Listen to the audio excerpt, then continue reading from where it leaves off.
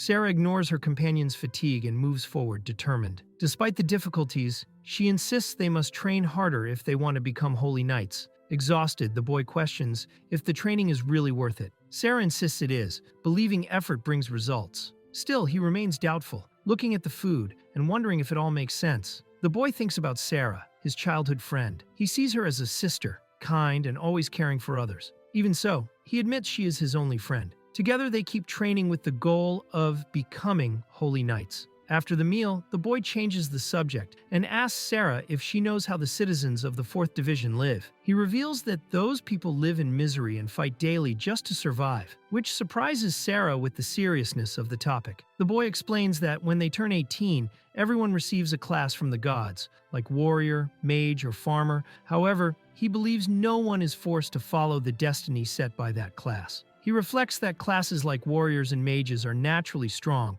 while farmers or merchants cannot act as adventurers. Overcoming these limits with pure effort seems impossible. Until an explosion catches his attention, Sarah tries to encourage Lythe, telling him he will surely get a strong class. Though unsure, he tries to believe. Before he can think more, she pulls him back to training, determined as always. Nowadays, the city is busy, full of people coming and going at the market. Amid the crowd, someone lets out an irritated shout, breaking the usual routine mood. Lythe walks through the city, noticing the festive atmosphere around him. Sarah jokes that he probably barely slept from nerves. People recognize him as the Duke's son and greet him warmly, wishing luck on classification day. Embarrassed, he thanks them, while Sarah watches his popularity with a smile. Entering the hall, Lythe and Sarah face a crowd. The mood is tense. Everyone seems serious. Some celebrate happily for receiving combat classes. Others show disappointment at getting common classes. A man announces the arrival of Duke Ride Wellesley, drawing even more attention. Duke Ride Wellesley enters the hall with a commanding presence. Sarah points him out to Lythe, reminding him this is his father, the holy knight who governs the region.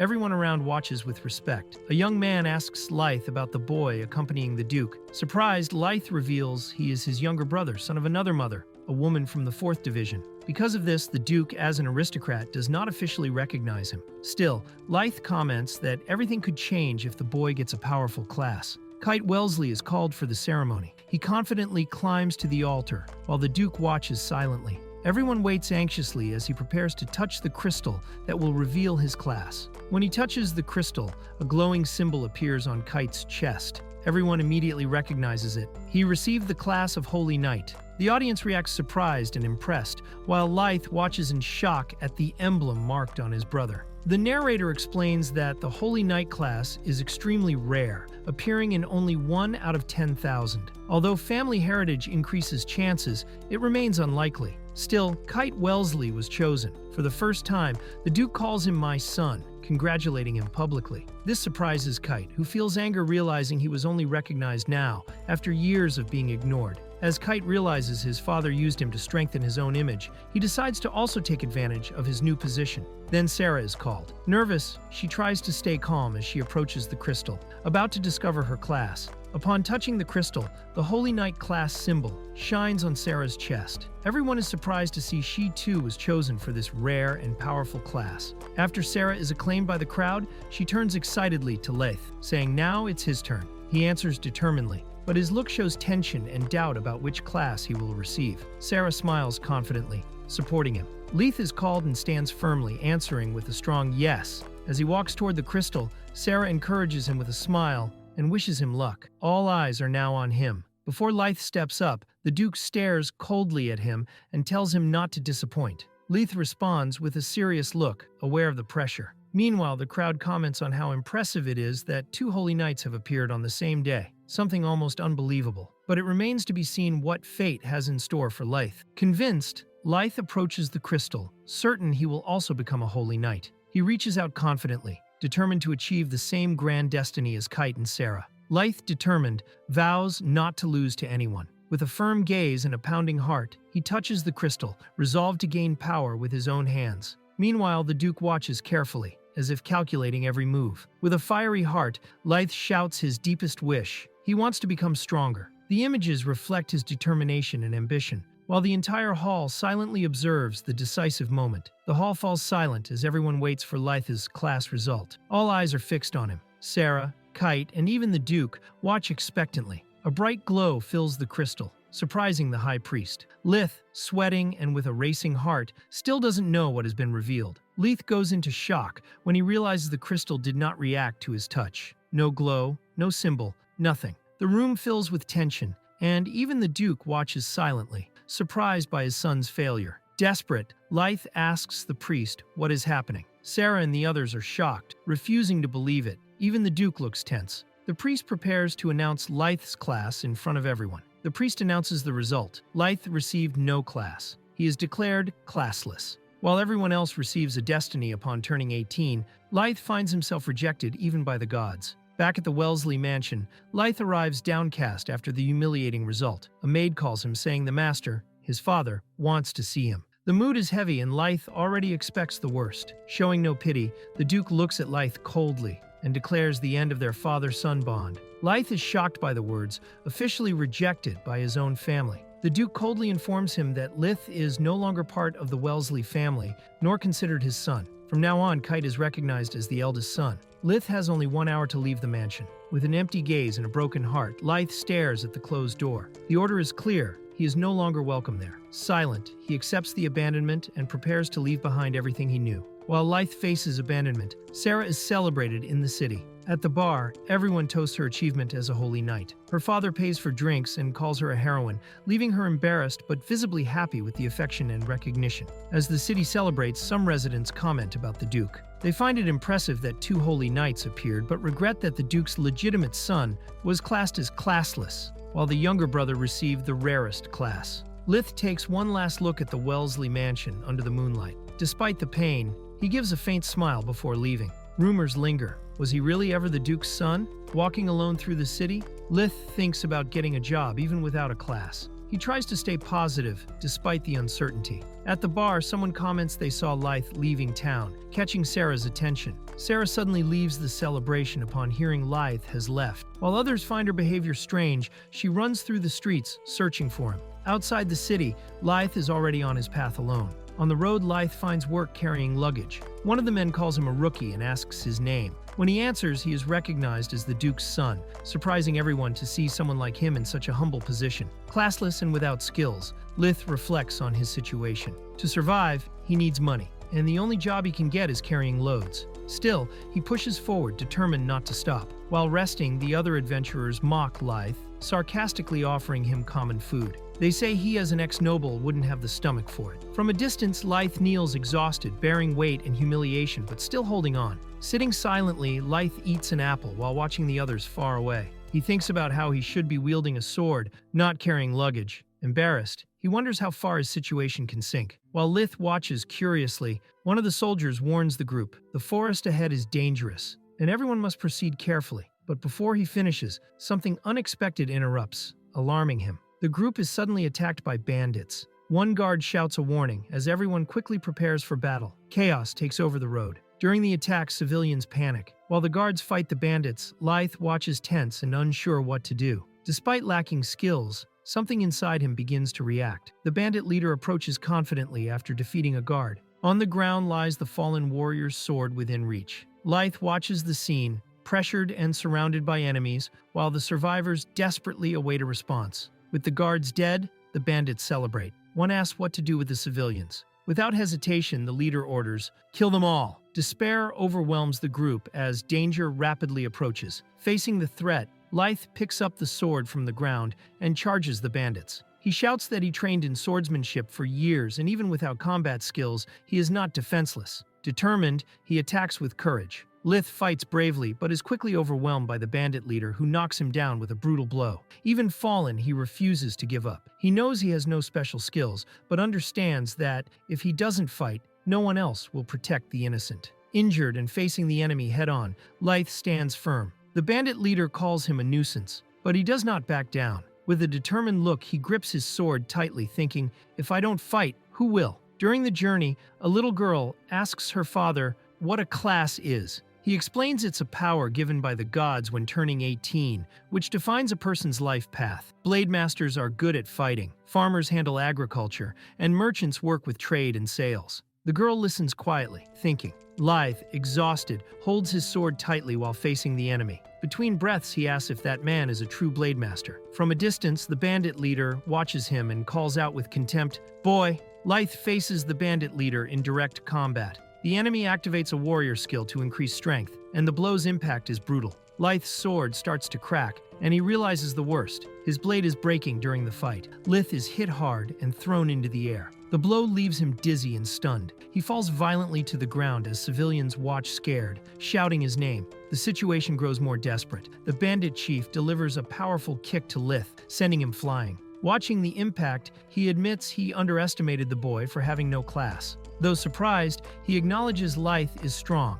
even without being a blade master. Fallen on the ground, Lithe watches the bandit approach calmly despite the danger. He wonders if this will be the end of his life, about to be defeated in front of everyone. The bandit leader prepares to finish Lithe off, saying the joke is over. The girl watches in despair, realizing they are going to kill him. At the last moment, Lithe reacts with a quick strike and surprises the enemy. The bandit mocks him, saying he could dodge the attack even with his eyes closed. However, Lithe surprises by landing a direct and precise blow, leaving the enemy stunned. With a confident smile, Lithe taunts that his skills aren't that impressive after all. Fallen and wounded, Lithe screams in frustration, wondering why he is so weak. Staring into the void, overwhelmed by despair, he hears a mysterious voice echoing in his mind, interrupting his dark thoughts. Still on the ground, Lithe listens in surprise to a female voice echoing in his mind. She announces that he has acquired the skill Physique Boost. Shortly after, another notification appears. He also received the skill Blade Boost. Shocked, Lithe begins to realize something inside him has changed. The bandit attacks confidently, but is surprised when Lithe firmly blocks the strike. Shocked, the enemy can hardly believe what he sees. The young man who seemed defenseless before is now able to parry his sword. Seizing the opening, Lithe counterattacks swiftly. He lands a precise blow to the bandit's neck. The impact is brutal, and the enemy collapses to the ground, leaving the others in shock at the sudden turn of events. Another bandit charges with a fierce scream, but Lithe, now alert, reacts just in time. He dodges and grips his sword tightly, preparing for the next move with precision and focus. Lithe defeats another enemy with a sure strike. Panting and covered in sweat, he looks at the fallen bodies around him. Even exhausted, something catches his attention, keeping him on alert. After the fight, Lithe tries to catch his breath. When he turns, he is surprised by the girl he saved, running toward him. She throws herself into his arms, crying with relief and saying how scared she was. The survivors thank Lithe emotionally, acknowledging they would have died if he hadn't acted. Surprised, he admits his class isn't offensive, which causes even more astonishment. He himself begins to question how he managed to defeat the bandits, trying to understand what happened in that crucial moment. Lithe recalls the battle, feeling that something awakened inside him when he struck the enemy. He heard the voice of a goddess speaking about a newly granted skill. Still confused about what happened, he feels relieved to have saved everyone. The man who was saved approaches Lithe with gratitude and offers help as repayment. He says he is willing to provide financial support or even use his influence to intercede if Lithe needs it. Silently, Lithe watches him, surprised by the generous offer. Lithe accepts the offer and says there is something he would like to discover, asking for support with that. The next day, the scene shifts to a new location, indicating he is about to seek answers with the promised help. The next morning, Father Augustinus is busy writing when an assistant informs him that someone came to request a class reevaluation. Without even looking up, Augustinus coldly tells them to ignore the request. The assistant insists, saying the visitor brought a letter from an old friend of Augustinus. Intrigued, the priest decides to read it and, upon finishing, changes his demeanor,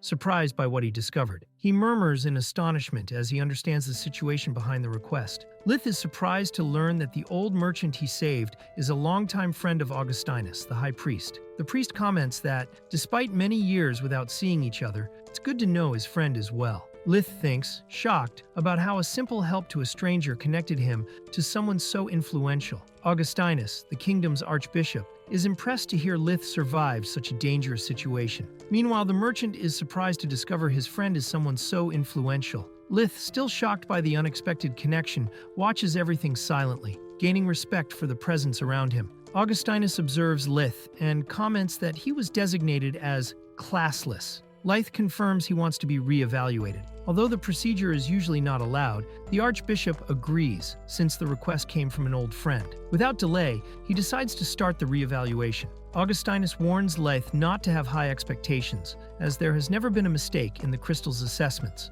Upon touching the orb, the result appears. Lith's class remains blank. Everyone assumes nothing has changed, until one of the assistants notices something strange. The crystal reveals two rare skills, Physique Boost and Blade Boost. The Archbishop is shocked since Lith is not a swordsman, yet possesses these techniques. He questions how this is possible, as such skills cannot be obtained by just anyone. The Archbishop explains that Physique Boost and Blade Boost are combat skills, impossible to acquire for farmers or merchants. However, even without a defined class, Lith has them, something completely unusual. The Archbishop is impressed that Lith, despite being classless at 18, possesses Blademaster skills. When asked what this power could be, he admits he doesn't know either, until suddenly he seems to remember something. After a brief pause, the Archbishop orders Lith to follow him. Surprised, the young man accompanies him to a mysterious new place, the Archive Chambers. In the Archive Chambers, the Archbishop shows ancient records to Lith. Among the books, he recalls a person from the past who also lacked a class, but, according to the records, had a hidden skill. This discovery leaves Lith intrigued and hopeful. The Archbishop reveals that the classless individual mentioned in the records possessed a special ability, the power to copy the opponent's skill. If Lith has the same ability, it would explain why he appears to have no fixed skills. Faced with this possibility, Lith hesitates but seems about to share something important with the Archbishop. The Archbishop confirms the theory. Lith acquired his combat skills only after hitting the bandit. This reinforces the idea that his unique ability is to copy others' skills, explaining why he had none before the fight. The protagonist accepts the conclusion that his ability is copying others' skills, confidently stating, "That's it." However, the Archbishop admits the details are still unclear and cannot be confirmed exactly. Therefore, he advises the young man to discover everything on his own from now on. The protagonist leaves the place satisfied, feeling relief knowing someone in the past went through the same circumstances. Even without full answers, that is enough to give him hope. The protagonist walks through the city with a clear goal, to better understand the power awakened within him. Even without knowing exactly how to do it, he shows determination. With a slight smile, he decides he will find his own path. With a determined look toward the fortress, the protagonist declares his decision firmly and hopefully. He will become a knight. This is the first goal on the new path he chose to understand and master his power. The protagonist arrives at the registration place and, after handing in the required documents, receives confirmation. He is officially registered for the knight exam. The beginning of his new journey is about to start. The protagonist is informed that the knight exam will take place the day after tomorrow. The attendant reminds him to bring the registration form on the day. With a confident smile, he thanks her for the help. The protagonist enjoys local food while walking through the imperial capital, admiring the city's movement and energy. He comments to himself how there is activity everywhere, confirming the grandeur of the place. The protagonist observes the environment and notices many strong people around, which makes him feel some pressure. Determined, he decides to train until the exam day. At that moment, something catches his attention, and he turns curious.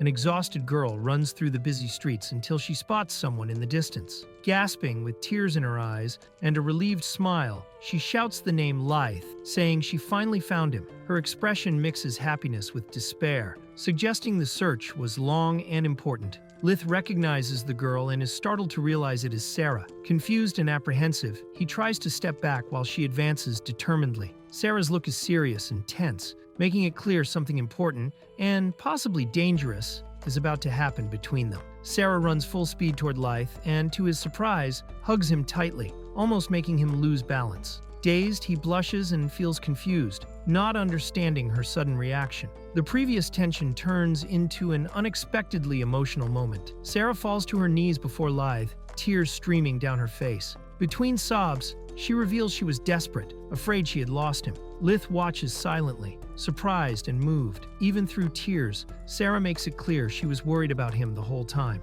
While Sarah tearfully reveals she thought Lith might have taken his own life, he lowers his head and sincerely apologizes. The mood is tense and emotional, but soon breaks when Lith, still lying with Sarah on top of him in the middle of the street, suggests with a smile, "First of all, how about we get up first?" Around them, many people watch the scene with surprise and curiosity, while Sarah blushes deeply with embarrassment. Lith bows apologetically to Sarah, explaining that he left home without telling anyone to work as a porter and earn money. However, during the job, he was attacked by bandits. Sarah listens with crossed arms, visibly irritated but also relieved to see him safe. Lith confirms to Sarah that he acquired his skills after facing the bandit. Surprised and excited, she celebrates the discovery and points out that now that he has skills, everything changes. Sarah asks if Lith will take the night exam, and he confidently replies yes. Then she approaches with a determined look and calls him with a "hey," implying she has something important to say or propose. In front of a large pile of stones, Sarah surprises Lith by asking to see his skills. He reacts confused, not understanding the sudden request. Sarah challenges Lith to cut a huge stone. Still unsure of his skills,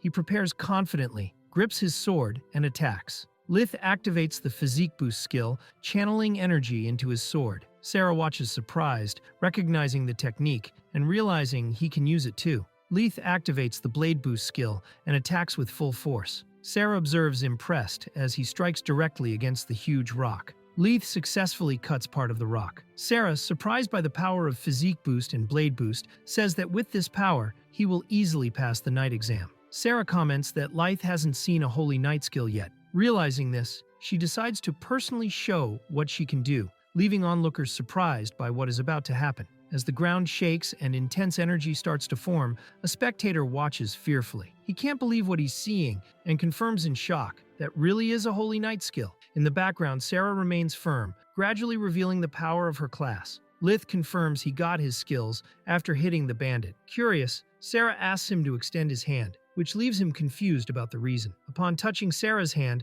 Lith unexpectedly acquires two new skills: Celestial Boost and Celestial Blade. Surprised, he can barely understand what just happened. Lith confirms he received the skills after the touch, but questions if Sarah is sure about the decision. She assures him yes, explaining her power did not decrease by sharing them. Grateful, he thanks her for the generous gesture. Sarah smiles and trusts that the skills she gave Lith will be useful. Before saying goodbye, she winks and promises to wait for him at the night order, making clear she believes in his potential. In the imperial capital, a crowd of candidates gathers for the night exam. The presence of so many participants draws attention, but the organizers are already used to the high number of registrations. Officer Roger watches the gathered candidates and, with skepticism, comments that none of them seem promising. He questions whether they truly have what it takes to become knights. A subordinate, uncomfortable with his judgment, asks him not to speak that way. The narration explains that knighthood is one of the highest positions in the kingdom. Only a few among those with combat-oriented classes manage to achieve this title, making it a prestigious and difficult profession. Meanwhile, someone walks with determination. The candidates assemble for the knighthood exam. The presence of a new participant draws the attention of some, who look at him with curiosity and suspicion. The atmosphere is tense and expectant as everyone lines up for the evaluation to begin. Officer Roger introduces himself as the evaluator for the knighthood exam and makes it clear that only the truly capable will be approved. He states that it doesn't matter if the candidate's motives are fame, power, or money. What defines success is skill. Roger explains that by passing the exam, the candidate earns the title of 9th rank, equivalent to a baron. He emphasizes this is just the beginning, and that with effort and accomplishments, it is possible to climb higher in the hierarchy until becoming a high-class noble. Everything depends on one's own abilities. Roger raises his fist, exciting all the night exam candidates, who respond with enthusiastic shouts. Meanwhile, a man watches the scene with a sinister smile. Then, Roger declares the official start of the exam. During the roll call, the officer announces the name Edward and confirms his class as Knight. Then he calls Lith Wellesley, but is surprised to see no class recorded. Believing it to be an error, he questions Lith about missing data on the form, while Lith approaches to explain. Lith confirms the form is correct. When questioned by the evaluator, he explains that he received his oracle normally, but was not assigned any class. This surprises those present, making clear that his situation is unusual. Upon learning that Lith has no class, everyone is shocked. He humbly confirms the information, causing concern among the examiners. One examiner, confused, asks how he intends to fight under such conditions, making it clear that the situation is rare and troubling. The examiners explain that to become a knight, one must possess offensive skills like those of mages and swordsmen. Moreover, one must be stronger than them. Seeing that Lith has no class, they question his decision to participate, suggesting he would only get hurt. Lith responds with a confident smile, saying he knows how to fight, so it would be fine. His carefree answer leaves the examiners and other candidates completely surprised. The examiner, finding the situation interesting, decides to allow Lith to take the test even without a class. The officer reluctantly agrees, calls his name, and he advances confidently, while the examiner watches with a curious smile. A young noble named Logan Bentley mocks the night exam, saying even simple people can now participate. His arrogant comment draws attention, and one of the officers explains he is an aristocrat. The examiner watches silently, not reacting. Logan faces the protagonist with disdain, saying a weakling without a class like him could never become a knight. He humiliates him in front of everyone, telling him to stay in his place. The protagonist stares silently, but is visibly affected. Logan tries to provoke the protagonist, mocking and calling him Mr. No Grace, but is completely ignored. The boy, calm, just confirms with the examiner if he can still participate. With permission granted, he coldly replies to Logan that he has no room in his brain for irrelevant things. Furious at being ignored, Logan loses control and charges at the protagonist with his sword, shouting insults and calling him a classless worm. The protagonist, however, remains calm and faces the attack coldly. At the exact moment Logan attacks, Roger intervenes and firmly blocks his sword. With a serious look, he reprimands him, making it clear the exam hasn't even started, and acting impulsively has consequences. Roger holds Logan's blade with one hand, stopping the attack decisively. Everyone around watches surprised, while the examiner approaches, writing something down and preparing a box, probably with materials to start the next phase of the exam. Logan steps back with a forced smile and apologizes to the officer. Roger then orders everyone to return to their places. Meanwhile, Logan looks at Lythe with a serious gaze and calls his name, heightening the tense atmosphere. Logan looks at Lythe with a provoking smile and says he is eager for their fight. The tension rises, but Roger jokes about the situation, saying Lythe made a new friend, while another officer reacts confused by the comment. Roger watches the candidates and comments to himself that this year's exam might be interesting. He recognizes that Logan Bentley seems skilled but also too vain, leaving doubts about his potential to grow. Roger observes Lythe and acknowledges that even without a class, he managed to cause damage while his physique boost ability was active. Surprised, Roger admits he was caught off guard and begins to pay more attention to him. Roger watches the candidates and, changing his initial opinion, admits this year's participants are promising. The images highlight Lythe, Sarah, Logan, and others, reinforcing that they all have potential to stand out in the exam. All students gather in the courtyard for a new training stage. The instructor, seeing the full group, confirms everyone has arrived, starting what appears to be an important activity. The instructor announces the exam will be a simulation of real combat. Participants will be evaluated based on their performance during the battle. He emphasizes that despite the seriousness, it is not a fight to the death. The instructor distributes magical rings that create a barrier to protect participants from damage. The goal is to hit the opponent and break their defense. Whoever succeeds wins. With everything ready, he begins the exam. The first round of Block A starts. The name called is Lythe Wellesley, who positions himself seriously. The instructor announces the opponent will be revealed shortly, while others watch attentively and are surprised by the quick start. Lythe's opponent is announced Logan Bentley, a confident candidate praised by his peers. As he is cheered on, one of them mocks Lythe, calling him useless and unemployed. Lythe watches silently, maintaining focus. Before the fight starts, the instructor confirms both have put on their protection rings. Logan mocks Lythe sarcastically, saying to fight fairly and teasing with pity for you. Lythe just watches, remaining calm. Logan approaches confidently, provoking Lythe for being matched against him. The instructor then signals, officially starting the combat exam. Logan attacks first, conjuring a fire spear with a confident smile. Spectators realize he is a mage, while Lythe watches the incoming attack. Lythe remembers the Bentley family is famous for its mages.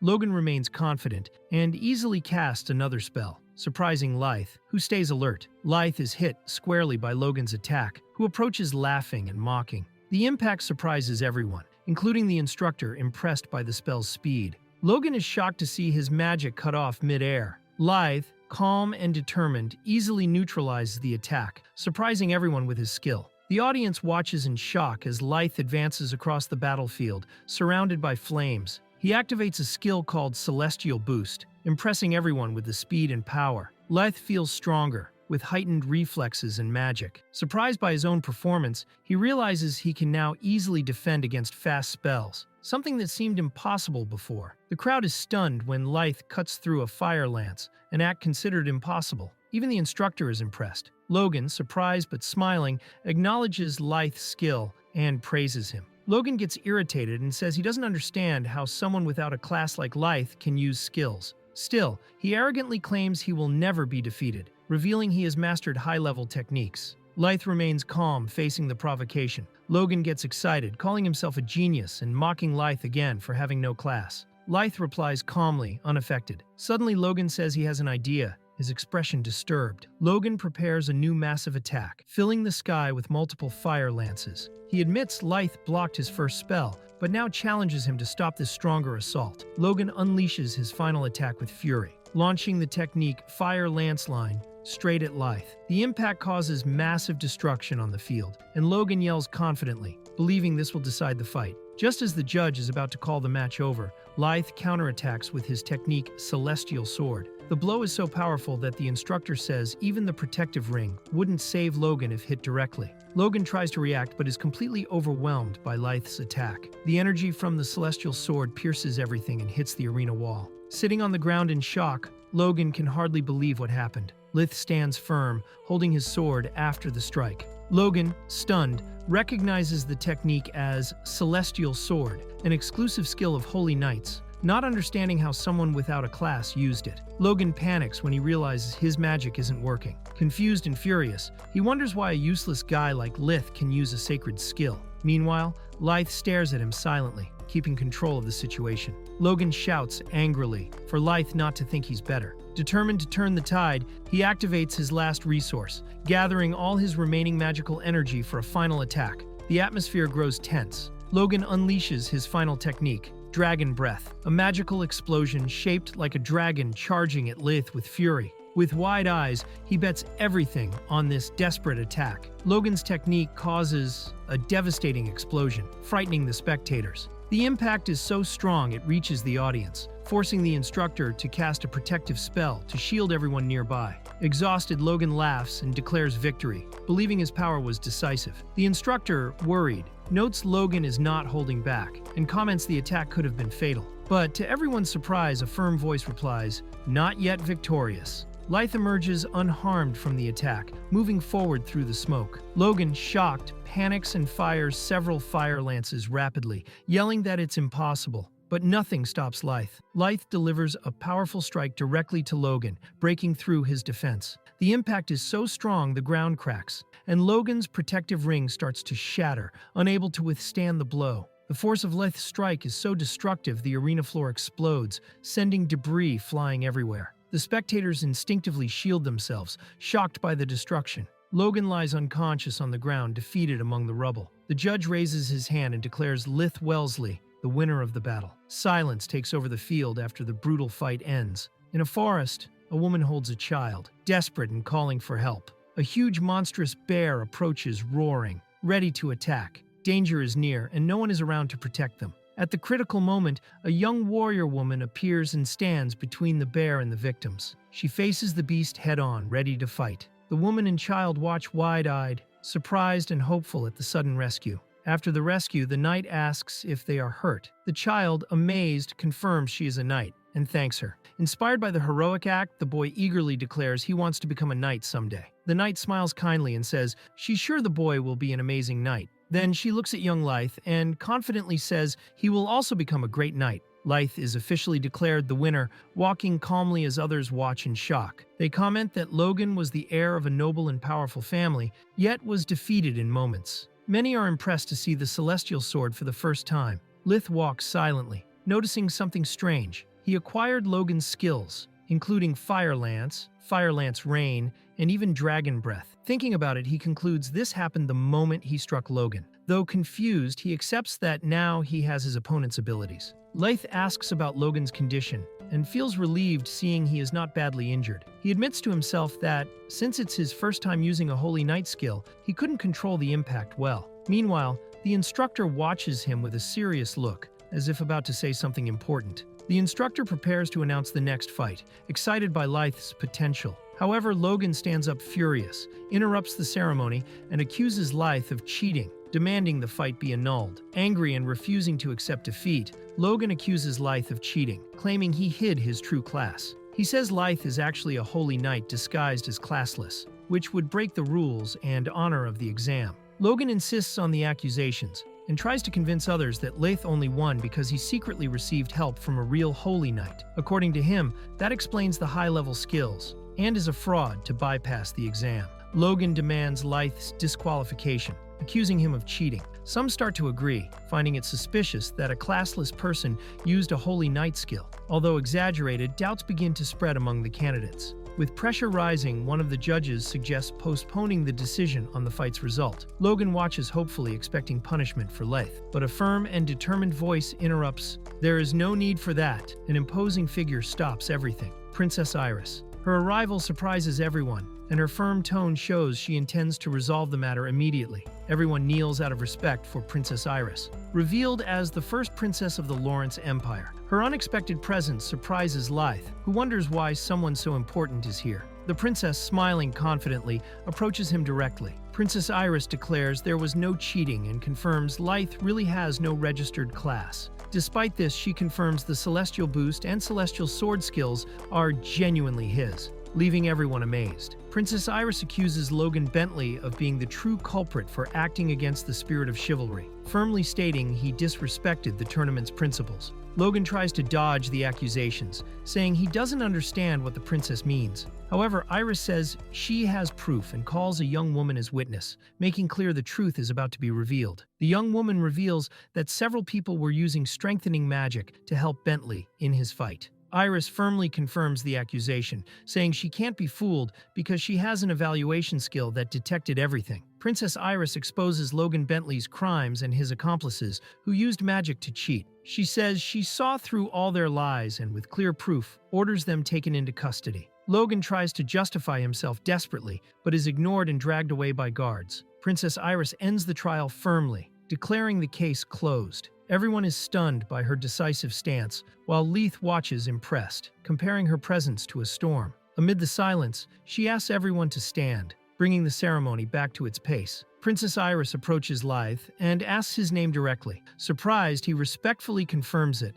while everyone watches silently as a new recognition begins. Iris looks at Leith closely with an intense and assessing gaze, leaving him visibly unsettled. After a brief silence, she makes her decision firmly, saying aloud that she already decided what to do. Iris, smiling confidently, announces that by her own will, Leith will become a member of the Royal Guard. Surprised, he is shocked by the sudden decision, not understanding how he reached this point. Leith starts the day greeting a village lady, and by touching her hand, acquires the cooking skill. She smiles and wishes him luck with his shop. With his ability to copy talents, villagers begin to actively seek him out, all wanting his help with local tasks. Leith is brought to the imperial throne by Iris. Before the emperor, Richard III announces he has brought a newly appointed royal guard, formally presenting Leith as the chosen one. Leith is shocked, realizing he stands before the king himself, surrounded by nobles and spectators. He tries to keep his composure, but nervously wonders why he is in such a sudden and grand situation. Princess Iris publicly declares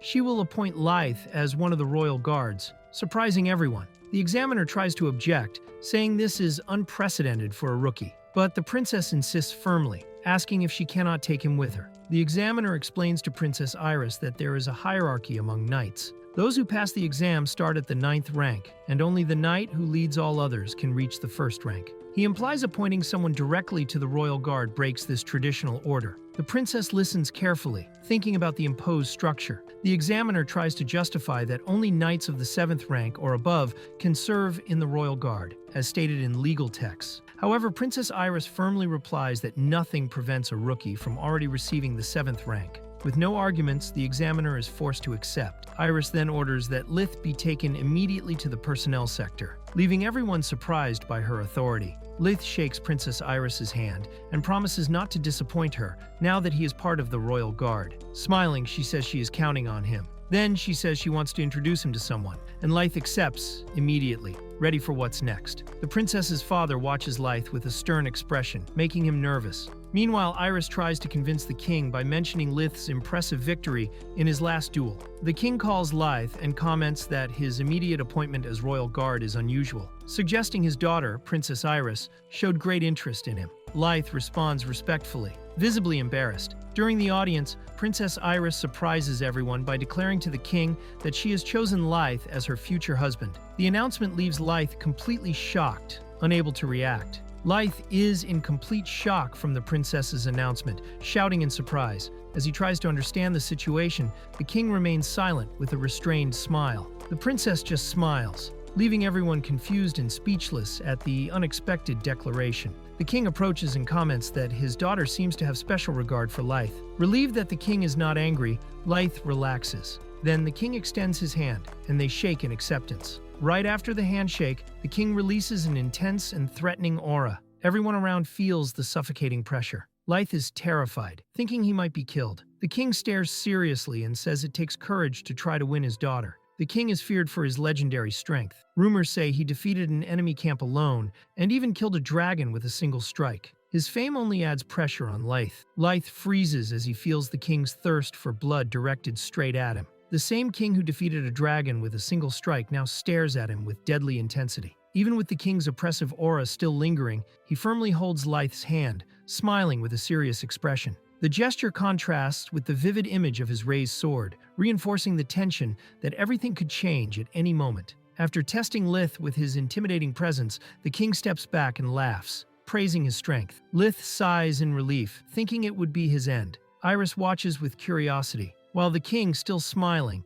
turns his attention to his daughter and calls her by name, Iris, with a more serious look. The king acknowledges Lyth's worth, saying his origin doesn't matter in the face of true skill. Then he promises to reward him with a duke title, or even make him his son-in-law if he keeps standing out. Iris is moved, and Lyth, surprised, is unexpectedly embraced by the king. Lyth praises the king, calling him kind, and Iris agrees excitedly. Jokingly, he says they'd make a great couple, leaving Iris embarrassed and unsure how to react. When he keeps calling her princess, she corrects him, telling him to call her just Iris, giving a direct order. Lyth asks where they will go now, calling Iris by name. She's surprised by his initiative, but soon smiles and admits she hasn't told him the destination yet. The cryptic answer leaves Lyth confused and curious. During training, a masked warrior firmly blocks his opponent's attack. The other young man, agile and determined, launches a precise jump, aiming a direct strike, showing this duel will be intense. The young warrior defeats his opponent with an acrobatic, precise strike. Meanwhile, Iris walks with Lyth down an elegant corridor and announces he will be introduced to the royal guard. Iris informs Lyth he will serve directly under her command. When they arrive in front of the guard's room, she recalls something important. Soon a swordsman with a serious air appears, giving a warning with his sword in hand. The swordsman who gave the warning starts a fight but is quickly knocked down. Watching the scene, another guard comments that maybe someone among the royal guards goes beyond the ordinary. After knocking down his opponent, the swordsman pins him to the ground and demands to know who is trying to kill him. Lyth watches surprised, not understanding what is happening. Lyth formally introduces himself to the king as the new royal guard, while Iris declares she chose him as her future husband. After a moment of silence, the king reacts comically and threateningly, saying Lyth is dead, leaving the young man completely confused. Iris officially presents Lyth as the new member of the royal guard in front of everyone. Soon after, another guard asks to speak for a presentation, indicating something more serious or important is coming. Lyth politely introduces himself as the new royal guard member, saying he is happy to meet them. The guards watch silently, but one steps forward, indicating something important is about to happen. Lyth is approached by one of the guards, who introduces himself as Larg, heir to a duke. He asks about Lyth's origin, expecting a noble answer, but Lyth answers firmly and simply, he is just a commoner. Tension between origins and merit starts to build in the group. Larg provokes Lyth, questioning how a commoner became a royal knight. He feigns interest, insinuating Lyth must be exceptional for that. With a sarcastic smile, he asks which knight order he came from. Iris watches silently as tension rises. Iris reveals Lyth was knighted that very day, surprising everyone. The revelation shocks Larg, who immediately advances with a tense expression, while Lyth and Iris react alert, ready to defend themselves. The atmosphere grows tense as Larg realizes Lyth was knighted and promoted directly to the 7th rank. He starts to look suspiciously, while Lyth, expecting this reaction, understands everyone would think the same way. Larg explodes with indignation upon learning Lyth was promoted to the 7th rank without deeds to justify it. He calls the situation absurd and starts questioning who authorized this decision, angrily pointing and drawing everyone's attention. Iris looks at Larg with superiority and says she approved Lyth's promotion. When questioned, she directly challenges him, implying he doubts Lyth's skills. The tension rises and Larg swallows nervously at the provocation. Iris suggests Lyth prove his skills in a quick duel. Larg immediately accepts, eager to personally test the rookie's strength. Lith is surprised by the sudden decision, while another royal guard member reprimands Larg for disrespecting the princess. Captain Urs intervenes and forbids the duel between Larg and Lith, saying Larg is still injured and not recovered. Despite protests, Urs holds his decision and instead proposes another way to test Lith's skills. Lith prepares for combat against Captain Urs himself, who takes responsibility to test his skills. Both face each other seriously, ready to measure their strength directly. While everyone comments on Captain Urs's overwhelming strength, considered one of the most powerful in the Royal Guard, Iris firmly states she believes in Lith. Even facing such a feared opponent, she trusts his Holy Knight abilities. Urs sets the duel rules. No offensive or defensive skills allowed, only swords in direct combat, but with protective rings activated. With both sides agreeing, the duel officially begins. Lith attacks with force, but realizes Urs is more resilient than expected. Without retreating, he changes strategy and starts testing his speed, circling Urs with quick movements and successive strikes. During the exchange, Lith feels Urs's strength impact, noticing the weight in his own movements. Still, he continues determined. Urs, surprised by Lith's endurance, acknowledges his strength in the fight. Spectators begin recognizing Lith's strength, including Larg, who reluctantly admits his talent just by watching. Iris watches silently, impressed. Urs, feeling the pressure, advances more seriously in the duel. Urs attacks with full power, and Lith barely holds the blow. The impact reveals the captain's true intensity, leaving the young man surprised by the crushing force he faces.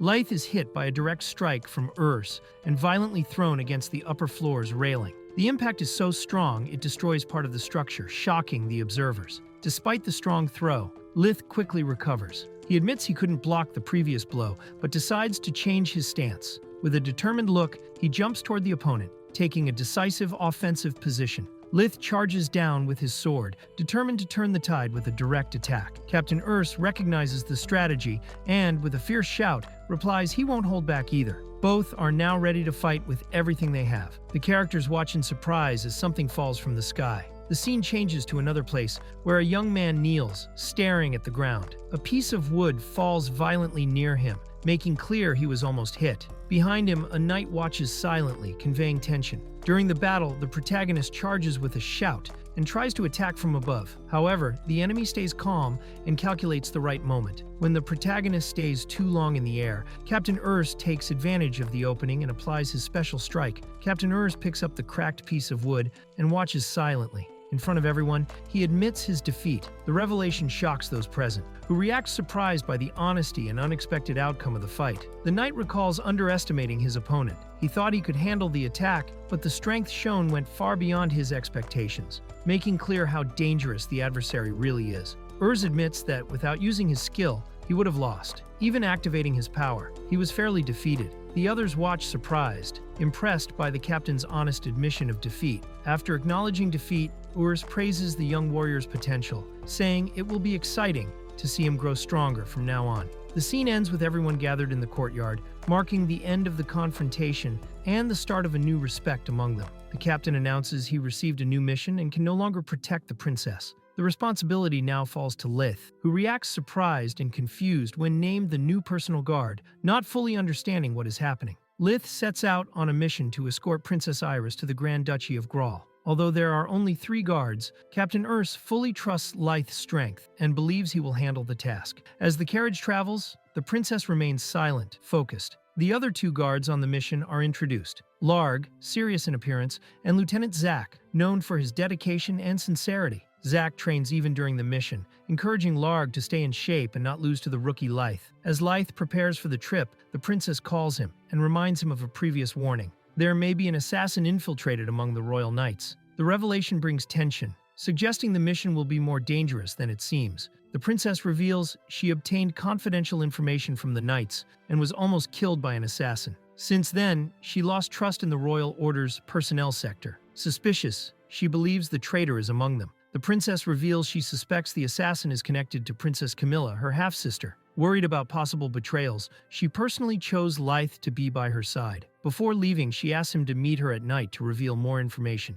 At night, exhausted after training, Lith rests in his room, complaining about body aches. Remembering the princess's request, he gets up and starts looking for Iris's room, still unsure where she is staying. Entering the princess's room, Lyth is surprised by Iris, who suddenly grabs him and hugs him tightly. Confused and not understanding the situation, he reacts surprised, calling her name in shock. Iris looks closely at Lyth and, with a teasing smile, asks if he wants to spend the night with her. Before he can react, she orders him to be silent, saying it's an order, leaving him even more confused and unsure how to respond. Iris continues teasing Lyth with a direct and firm gaze. He clearly doesn't know how to act and stays still in the unexpected situation. The atmosphere between them intensifies, leaving it unclear if her attitude is serious or part of a bigger plan. Lyth tries to leave the room quickly, visibly embarrassed, while Iris enjoys the situation. Zack appears worried, asking if something happened. Despite the strange mood, Iris keeps her composure and allows him in, while Lyth wonders how he ended up in that situation. Zack reports he received an alert from Larg. A group of thieves is coming to attack the place. Facing urgency, he recommends immediate evacuation. Lyth and Iris become alert, realizing the situation got serious. A knight rushes in, demanding the princess flee immediately, saying there's no time to lose. But as he approaches from behind, his look and hidden hand movement reveal suspicious intentions. Iris notices something strange, her expression turning serious and distrustful. Zack reveals his betrayal by trying to attack the princess from behind. Lyth acts fast and blocks the blow, demanding explanations. Surprised, he accuses Zack of treason, but the lieutenant only smiles with a sinister look, confirming his ill intentions. Zack reveals his plan: eliminate Lyth and Iris to erase any proof of his betrayal. Iris confirms her suspicions, stating he is the infiltrated assassin. With a cruel look and sword in hand, Zack prepares to attack mercilessly. Zack casts a spell called Stone Lance and throws a huge stone spear toward Lyth and Iris. The attack is quick and powerful, forcing them to retreat immediately. Iris watches the assault with a serious expression, aware of the danger. Zack uses another powerful spell, Stone Hand. Giant stone hands rise from the ground trying to grab Lyth and Iris. They try to escape, but the attack is fast and dangerous, leaving Lyth alarmed by the severity of the situation. The stone hand grabs Lyth, immobilizing him. Iris watches desperately, unable to help him in time. At the critical moment, a mysterious creature appears and attacks fiercely, surprising Zack and breaking the spell's concentration. Zack advances confidently and taunts Lyth, saying he's not as impressive as rumored. Lyth tries to react but is weakened. Iris watches the tense situation, preparing herself while Zack approaches ready to finish the attack. Zack reveals his final plan: write a false report saying he arrived at the scene and saw Lyth assassinating the princess, then pretend he defeated him. This would erase any suspicion against him. Satisfied with his plot, he cruelly smiles and sentences Lyth to death. Lyth tries to punch Zack with a direct hit, but the impact barely affects him. Zack reacts with momentary surprise, then arrogantly laughs, mocking Lyth's effort and saying the blow didn't even tickle. During the confrontation, Lyth awakens a new power. Stone fragments surround his body, and he acquires the same skills as Zack: Stone Lance and Stone Hand. Now mastering earth magic, Lyth prepares to retaliate with full force. Lyth counterattacks using the spell Stone Hand, the same technique as Zack. Surprised and panicked, Zack is grabbed by the Stone Hand and screams desperately, realizing his own powers are used against him. With Zack completely immobilized, Lyth channels his magic and fires a powerful close-range fire lance. The fire spear pierces with destructive force, ending the fight decisively and overwhelmingly. Zack, badly wounded, can hardly believe what happened before collapsing. The room is left with a huge hole in the floor, a result of the devastating attack. Iris asks about Lyth's injury, but he reassures her he is fine, though still shaken by what he just faced. While Lyth is still recovering, Urs appears praising his performance and saying he expected great things from him. Suddenly, someone screams desperately, "Iris, no!" and Urs's expression subtly changes, suggesting something serious is about to happen. Earlier, Zack demonstrated his combat skills with devastating moves: Lieutenant Punch, Lieutenant Beam, and even a special transformation. Lyth and Iris watched impressed, recognizing the kingdom's lieutenants as true power monsters. A messenger rushes to Lord Ride with an important report. Upon hearing it concerns Lyth, the noble immediately changes his expression, becoming serious and thoughtful, indicating Lyth's name carries great weight and importance. Lord Ride learns that Lyth was recently appointed as a royal guard. The news visibly surprises him, showing this sudden appointment has significant and perhaps worrying implications in the political or military scene. The messenger informs that Lith passed the knight exam with excellence and was immediately promoted to the 7th rank. The revelation is so surprising that Lord Ride reacts sharply, standing up forcefully, showing this sudden rise may interfere with bigger plans. Lord Ride reacts angrily, learning Lith became a royal guard and was promoted to the 7th rank. He calls him incompetent and says he has no class to justify it. The messenger, however, explains Princess Iris witnessed Lith using Holy Knight skills during the exam, which was enough to secure his promotion. Upon hearing Lith used a Holy Knight skill, Lord Ride loses control and grabs the messenger, demanding explanations. Furious, he shouts, "It's absurd." The messenger, terrified, admits he also doesn't understand how it happened, leaving the noble even more frustrated. During the conversation, it is revealed Lord Kite is already aware of Lith's rise. With a serious and determined look, Kite confirms his position, making clear that the situation involving Lith now involves high-ranking figures and will be taken seriously. Two goblins chat excitedly until they notice something strange coming from the forest. One is brutally attacked and falls to the ground, with his mouth open, dead instantly. The group reacts shocked, but it's still unclear who or what caused the attack. Lord Kite appears before the goblins with a cold smile,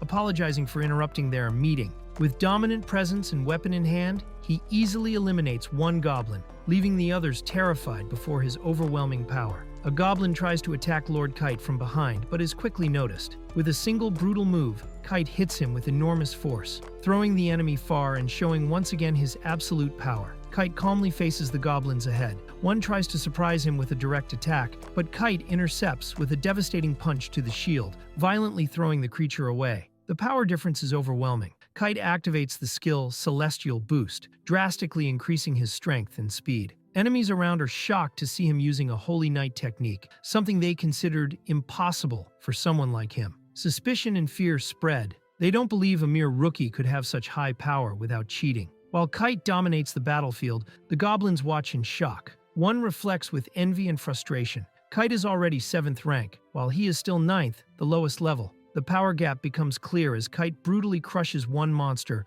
with a devastating strike, showing he no longer belongs to the same level as the others. While Kite faces a new enemy, another outraged observer reflects silently. He can't accept that someone like Kite, without a defined class, has exclusive Holy Knight skills and ranks above him. To him, it seems a cruel joke, but reality hits hard. Even without official status, Kite keeps crushing opponents with power that can't be ignored. The monster advances brutally, shaking the ground with each step. But Kite, staying calm, extends his arm prepared for impact. His eyes show absolute focus, ready to counterattack without hesitation. Kite raises his sword, wrapped in celestial energy, and strikes powerfully against the monster. The blade descends with destructive force, breaking the enemy's attack with a cutting glow. Kite's attack hits directly, throwing enemies into the air like dolls. The goblins are knocked down with no chance to react. Amid the dust, a figure in armor slowly approaches. On top of a pile of defeated enemies, Kite watches calmly. A man approaches and calls his name,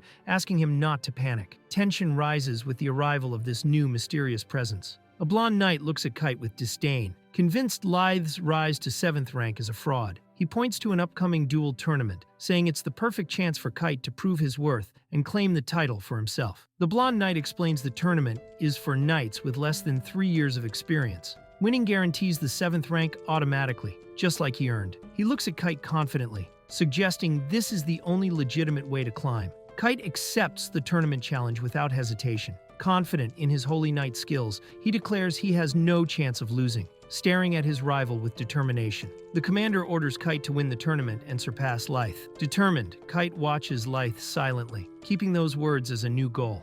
The man asks the king if he is all right. The king replies that he is fine despite the situation. Another character looks surprised and hesitates before speaking. A clearly tense character asks the captain why he is there. The captain calmly tells him to calm down. The captain reveals that he has been watching all along, close to the king. He explains that he kept the guards to a minimum to catch the assassin off guard, but only superficially. The captain says that since the other fought the assassin alone, he didn't need to show up. The woman comments that they noticed the lieutenant's suspicious behavior. The man just replies that he understands. The woman asks why such a reckless group would plan to assassinate the king. The captain explains it is probably a plan by Princess Camila to take the throne. The man recognizes the princess's name, remembering she is Iris's younger half-sister. The woman calls out the name Lythe. The woman warns there will be a duel tournament next week, with many important people from the kingdom attending. She has a feeling Camila will be there too. Lythe thinks the royal family's personal relationships are complicated. The woman calls Lythe's attention, and he confirms he is listening. The woman asks Lythe to show his strength and make the enemies realize they can't face them carelessly. Lythe becomes serious, clenches his fist in determination, and says he understands. Meanwhile, the captain remains thoughtful, observing the surroundings. The city is busy with people on the streets and merchants calling customers. In the middle of the crowd, someone notices something and calls others' attention, pointing at something or someone. The Central Order of Knights group arrives in the city, drawing attention from the people around. Some admire them and think they are amazing. Among the knights are Sarah, Claire, and Cindy. Someone calls for Sarah, surprising her. Lith and Iris appear together, catching everyone's attention. Sarah confirms she knows Princess Iris and remembers thinking of recruiting her for the royal guard. Cindy asks why the princess is with Lythe. Iris explains she personally appointed Lythe as her royal guard. Lythe thanks Sarah, saying he couldn't have done it alone, as she shared her power with him. Sarah, surprised and embarrassed, admits she owes Lythe a lot. Iris teases Sarah, asking if she has feelings for Lythe, making Sarah nervous. Sarah gets nervous and tries to explain, but Iris jokes that it makes things easier. People nearby notice the tension and comment that it's a love triangle. Lythe watches the scene, confused. Iris smiles and says they are now rivals. Iris confirms they are rivals and tells Sarah to win the tournament and join the royal guard so she can work alongside Lythe. Sarah hesitates, but before responding, someone shouts, "Thief!" drawing everyone's attention to a situation in the street. A thief with ice abilities threatens the citizens, who flee in panic. The princess orders them to prioritize the people's safety and to chase the thief. Lythe and the others prepare to act. The thief shouts that, after driving the residents away, he will start looting. Meanwhile, he throws a large stone toward them. A hooded man appears with 2 guards behind him, smiling mysteriously. The hooded man taunts the thief, calling him a big fly in the air. The thief reacts angrily, accepting the challenge and chasing after him. The hooded man launches a powerful attack that explodes in the sky instantly. Everyone is surprised by the speed and force of the strike. The hooded man taunts, saying he expected more entertainment. 2 guards tell him to stop playing around and say they need to leave. Lythe asks the princess if she knows the hooded man. She replies yes, he is Julius Argyle, the sage of the Eastern Knights Order. The map shows the Lawrence Empire, a nation protected by elite knights famous for their combat skills. As always, geniuses from all over the country gathered this year to sharpen their skills in a tournament. This is the duel tournament of the Lawrence Empire takes place at the Polaris Coliseum Arena, where a large crowd watches the battles. The crowd in the Polaris Coliseum Arena is excited and ready for the tournament to start. An announcer asks the audience if they are prepared for the event. A presenter tells the audience that over the years, many heroes have emerged victorious in the duel tournament. The winner will claim the 7th title. She challenges the new knights to discover who will be the strongest. Before the tournament begins, the nation's guardians are introduced to the audience. They are known by all, considered the peak of strength and the standard for new knights. The country's peace is protected by them. The arrival of Captain Leona Frost of the Central Knights Order is announced, and the crowd gets excited. Someone comments that Leona is still very popular, while another person finds the noise strange. Captain Rigel Radner of the Western Knights Order enters the arena. He is known for winning all battles with his strong defense. Rigel tries to bet with Leona on who will last longer until the tournament ends, suggesting celebrating with drinks if he wins. Leona is surprised and tries to get his attention. Captain Ralph Sullivan of the Eastern Knights Order is introduced. He is known for annihilating monsters and staying calm in any situation. He bets on the newcomers of his order, saying they have talent. The presenter announces the first princess of the Lawrence Empire, full of grace and elegance. She is seen as a goddess and loved by the people because of her generous heart. Princess Iris Lawrence is introduced. Her tireless efforts maintain peace in the royal capital. The public admires her, commenting on her beauty and striking presence. Some spectators comment about Lythe, who should be protecting the princess but is not present. The presenter announces the first competitor of the battle. The first competitor enters the arena. He is a knight from the west, with a body that looks like plate armor. He dominates his opponents with tremendous strength, like a volcano ready to erupt at any moment. The Western Knight is about to explode with power and strength. The other competitors watch, impressed by his destructive potential. The Knight Maurice Brute is announced as a tank. The audience is impressed, feeling the force of his fight and his fighting spirit. Maurice Brute is a promising rookie who has already proven his worth on the battlefield. His opponent is a knight from the Central Order, gifted with divine powers, granted by God. Maurice's opponent is Sarah from the Central Order, known for her exceptional sword skills. Leth watches and encourages Sarah not to lose. Sarah refuses to lose. The presenter announces that her class is Holy Knight, a rising star among the Central Knights. Sarah Scott enters the arena, determined to win. The presenter calls the competitors to the center of the arena and explains the rules. Being knocked down or stepping out of the ring for a count of 10 means defeat. The fight can be stopped if necessary, and both will use protective rings to avoid lethal attacks. If the ring breaks or a fighter gives up, the opponent wins. A priestess casts a protective barrier around the arena to ensure safety during the fight. The barrier materializes around the site. The presenter starts the first round of the tournament between the Western Knights and the Central Knights. The fight begins. Sarah is determined as she advances with her sword in hand. Maurice Brute charges with full force and knocks Sarah to the ground with a powerful blow. The narrator tells that he was born and raised in a small village between the Lawrence Empire and Novelturnia. They lived in peace with cattle until one day, a bloodthirsty tiger attacked the village, causing panic among the residents who try to flee. The residents try to fight the bloodthirsty tiger while waiting for help from the knights. Even without knowing if the call was received, they resist with all they have. The villagers discuss whether the knights have arrived yet, but no one is sure. Meanwhile, the tiger corners them, and a young man runs to protect them, despite the imminent danger. The young man tries to protect the others, but ends up being brutally bitten by the tiger. The scene is quick and desperate, with everyone around shocked by the attack. The soldiers finally arrive at the village. One orders the residents to flee quickly while the team prepares to face the tiger.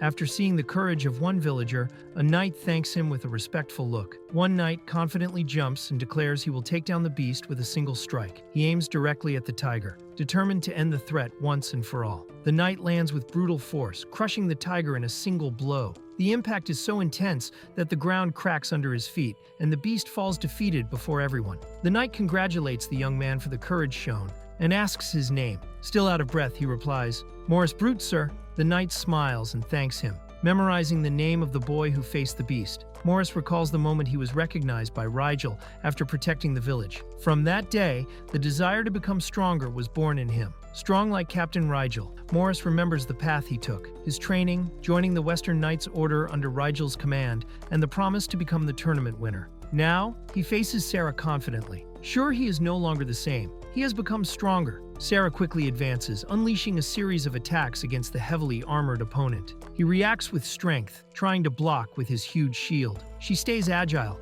dodging and retreating, preparing for the next strike. Her eyes show full concentration. She is determined to win. Sarah activates her technique, Thousand Frost, rushing in with a fast cut. At the same moment, her opponent raises his shield with the skill Steel Citadel, blocking with full force. The impact between the two techniques causes an explosion of energy, marking the direct clash between offense and defense. The previous impact leaves the knight unbalanced. Taking advantage of the opening, Sarah prepares to attack. While he activates the technique Steel Chariot to try to defend himself, she sees a clear chance to counterattack with precision. Sarah moves with agility, dodges the opponent's blow, and throws him away with a quick and precise attack. Upon landing, she slides gracefully to the center of the arena, creating a magical mark on the ground, indicating the use of a special skill. Maurice and Sarah face each other firmly in the center of the arena. He, imposing with his heavy armor. She, confident with her sword raised before her face. Both show they are ready to decide the fight with all they have. The audience watches in tense silence as something surprising is about to happen.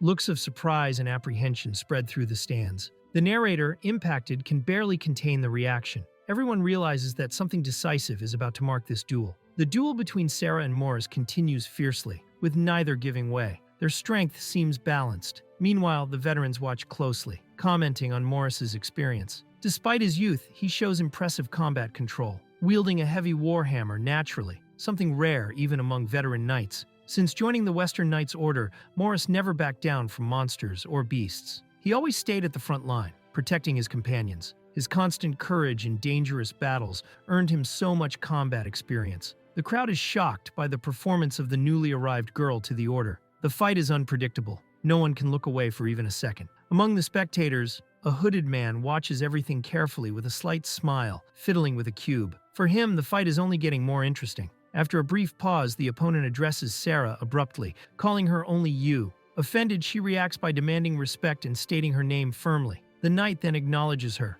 repeating her name in a calmer tone, as if memorizing it. In the middle of the battle, Morris suddenly stops and confesses his feelings to Sarah, saying he fell in love the moment he saw her fight. Surprised, she reacts unsure of what to say. The audience is shocked by the sudden twist. While Sarah is still shaken by the confession, the other characters react with surprise and sarcastic comments. One explains that Morris's squad consists only of men, which might explain his impulsiveness in falling in love. Iris enjoys the situation, while a visibly nervous Sarah just sighs, unsure how to respond. Sarah looks at Morris firmly and says she will give her answer after the fight, making it clear she won't hold back. Morris smiles confidently, saying that's exactly what he expects from her. Both prepare to continue the duel with even more determination. Sarah leaps with speed, destroying the ground with the impact of her sprint. The battlefield trembles and shatters beneath her feet. She faces her opponent with a serious expression, determined to finish the fight. Sarah falls to her knees from the impact, clearly at a disadvantage.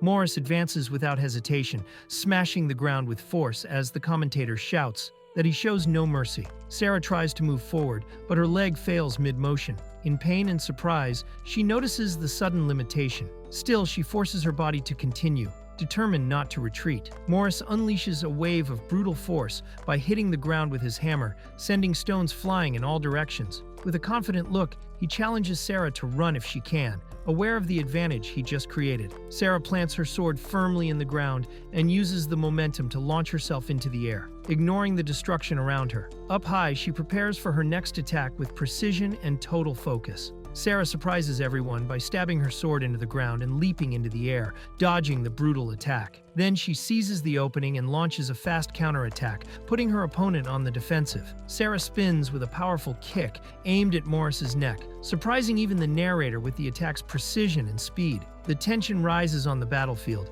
with everyone focused on the outcome of the strike. Morris blocks the kick firmly, showing the solidity of his defense. The crowd is impressed by his resistance, reinforcing his title as the true tank of the fight. During the duel, the girl praises her opponent's skill while gripping her sword tightly. The knight, with a large shield, says he can block any attack. He acknowledges her talent, but fully trusts his defense. From afar, she watches and concludes her only option is to break his shield to win. The girl charges with full force, jumping straight at the shield bearer. She attacks relentlessly, trying to hit the weak points in the defense. Her blows are fast and precise, but the man keeps his guard firm. Even so, she doesn't back down and keeps pressing, determined to break his shield. Sarah hurts her hand while training alone. Her father, Dulk Scott, a blacksmith, notices and comes to her. He carefully examines her hand, asks her to be more cautious, and helps her recover. While Sarah watches curiously, she asks her father how he manages to break such hard stones with a single strike. Dulkis smiles confidently and asks her to pay attention. He prepares to show his hammer technique, holding a stone in his hands. Dulkis teaches Sarah to feel the stone with her hands and identify the most fragile spot. He explains the stone is made of various minerals, and there is always an easier place to break. With a precise strike in the right spot, he splits the stone in half easily, leaving Sarah impressed. Sarah asks what to do if she can't find the stone's weak point. Dulks smiles calmly, saying in that case, it's even simpler, and prepares to show another way to solve it. Sarah keeps attacking the same spot persistently. Gradually, a crack appears in the enemy's shield. With a determined look, she aims precisely and prepares to concentrate all her strength on that exact place. Sarah focuses all her power on the final strike and unleashes her technique with full force. The blade hits directly the shield's weak point, which cracks and explodes into pieces, completely surprising the opponent. The impact destroys the warrior's shield, leaving everyone around surprised. Sarah explains she repeatedly attacked the same spot until weakening it, creating an opening for her final technique. The observers comment, impressed, that such a resistant shield shouldn't have broken so easily. The observers remark on Sarah's precision, amazed by her skill in always hitting the same spot. One of the leaders concludes she had been training even before joining the order. Impressed, she declares she would love to have Sarah as part of the Royal Knights Order. Others present are surprised and watch her reaction carefully. The warrior looks at the shield's wreckage on the ground and enthusiastically praises Sarah, saying he already knew there was something special about her. Surprised and impressed, he admits he had never witnessed anything like it before, while she stares silently, moved by his words. Even with the shield destroyed, the warrior rises with renewed energy and warns that the real fight is just beginning. He launches into attack with determination, surprising the audience, who watch the scene with astonishment and expectation. While the opponent prepares to continue the fight, Sarah surprises everyone by sheathing her sword. The unexpected action draws the crowd's attention, who react without understanding the reason behind her decision. Everyone is confused, seeing Sarah put away her sword in the middle of the fight. The warrior stares at her, puzzled, while the spectators wonder if she intends to keep fighting without a weapon, and how she will face Morris like that. Morris charges with full force, preparing a direct hammer attack. Sarah, even without drawing her sword, stays calm and watches carefully. The clash between them nears, and tension on the field rises. Morris unleashes a heavy hammer strike, causing destruction around, but Sarah, with quick and precise movements, dodges easily, keeping the advantage even without drawing her sword. Morris keeps pressing with fast and strong attacks, but Sarah dodges precisely, using agility and control. Even facing the opponent's brute strength, she remains firm and focused, waiting for the right moment to react. In the stands, the observers notice Morris is losing control. Some think it's because of the shield's destruction, but a more experienced knight understands the real cause of the anger is Sarah fighting without even drawing her sword, which he sees as a direct provocation. Morris advances angrily, but notices Sarah's calm and confident gaze. She keeps smiling while facing him closely, showing no fear. The tension between them grows, and Morris tries to control himself in the face of the silent provocation. Morris tries to catch Sarah by surprise, but she reacts with a quick and precise move. With a single powerful blow, she throws him away, breaking the ground around and surprising everyone with her strength, even without using the sword. Surprised by Sarah's strength, Morris tries to react, but she keeps pressing. With a precise strike to the chin, she lifts him off the ground and throws him with a powerful kick, completely dominating the fight using only her body. Morris, irritated and confused, demands Sarah draw her sword, feeling disrespected. He yells, asking if he is being mocked. Meanwhile, she keeps her gaze firm and focused, ready to act at the right moment without losing calm. Morris tries to hit Sarah with the hammer, but she quickly approaches, surprising him with a direct strike. In an agile movement, she knocks him down with force, completely immobilizing him on the ground. Everyone around watches, shocked by how she won without even drawing the sword.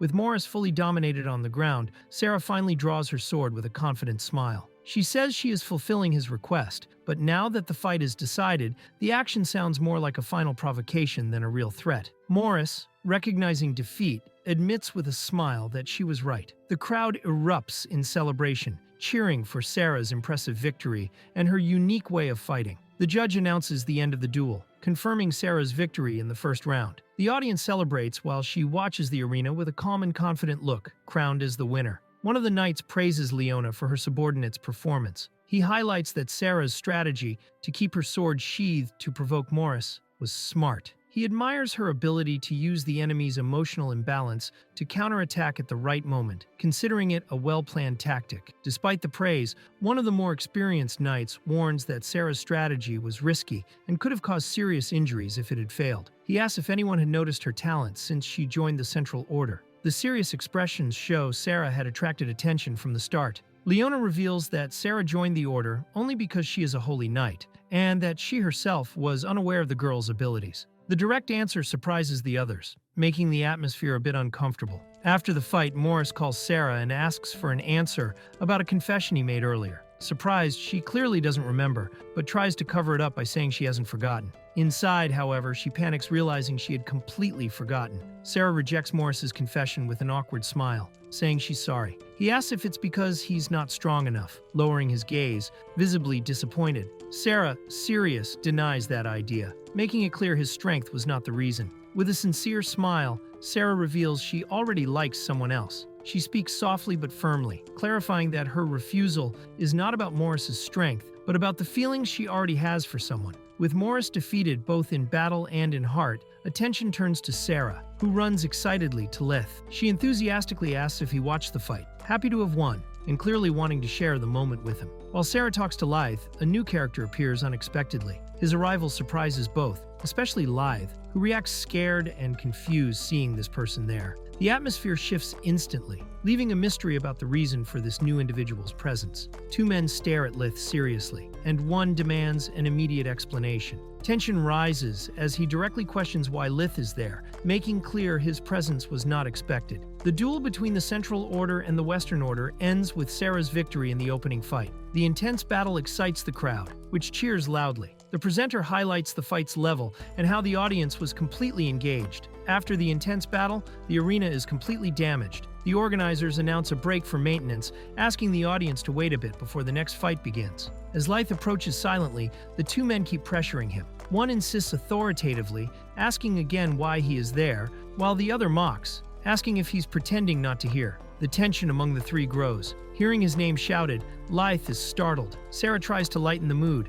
excitedly saying he passed the night exam, joined the royal guard, and was even assigned to protect the princess. Despite the good news, the atmosphere stays tense with Duke Ride and his ally present. The mood heats when Sarah tries to defend Lyth, but is coldly cut off. One man interrupts her, saying he didn't ask for her opinion and that outsiders shouldn't interfere. He dismisses her words and tells her to step back, making clear this was a matter directly with Lyth. The light-haired young man sarcastically tells how his older brother, the original heir of the ducal family, lived comfortably. However, due to a divine revelation declaring him talentless, he lost the right to succession. Because of this, the young man himself was named the new Duke heir, proudly assuming the position. Lyth, head lowered, thanks his brother respectfully. The reply comes with disdain, while Sarah tries to understand his intention. Suddenly, another man approaches angrily, yells at Sarah, and says she shouldn't feel special just because she won once, trying to humiliate her publicly. Lyth steps forward with a serious look and grabs the other young man's arm, who soon realizes he can no longer move his hand. The mood shifts and tension rises. The aggressor is surprised and stunned, while Lyth stays firm, making it clear he won't let this pass. Lyth bows his head before his father, sincerely admitting he failed to receive any divine blessing and did not meet the family's expectations. He acknowledges the shame he caused and, with a downcast look, apologizes for tarnishing his father's name. Lyth reveals that, after leaving home, he accidentally awakened an ability. With effort, he passed the night exam on his own merit and became a royal guard. This surprises everyone, including Sarah. Meanwhile, Kite watches with contempt, claiming he should be the true heir of the family, the Holy Knight. Lyth comments with a forced smile that being expelled from the ducal family was the right thing since he hadn't received any class. To him, someone without a role assigned by the gods simply had no value in that world. Right after Lyth's outburst, his father punches the ground with such force it shatters everything around, leaving everyone shocked. Without saying a word, he stands still before the rubble,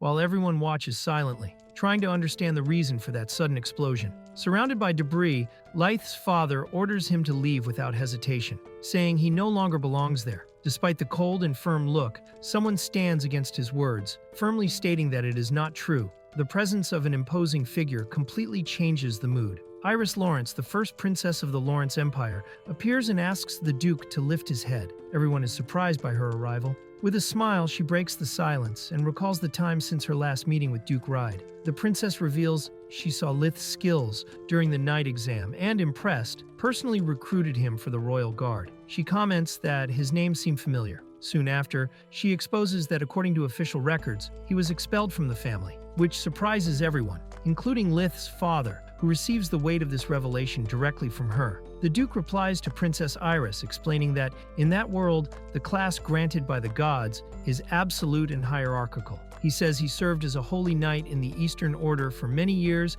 and explains the rankings. Holy knights and saints are high class, mages and warriors are middle class, and peasants and merchants are low class. The audience listens attentively to the explanation of this strict social structure. It is explained that receiving a high-level class is like being recognized by the gods themselves. The duel tournament exists precisely as a stage for these elites to prove their worth in combat. It is revealed that the young man recruited to the Royal Guard did not receive a divine class from the gods. Despite the skills that led to his selection, he is technically someone without divine recognition, something considered abnormal or inferior in that world. One of the knights states the protagonist is practically someone abandoned by the gods for not having received a divine class. This causes astonishment, mainly because he holds an important position, even without the sacred recognition that everyone else has. The protagonist is publicly humiliated. A knight says the gods didn't even acknowledge his existence, so he shouldn't be there. Sarah watches the scene, surprised and worried hearing Lyth's name involved in the accusation.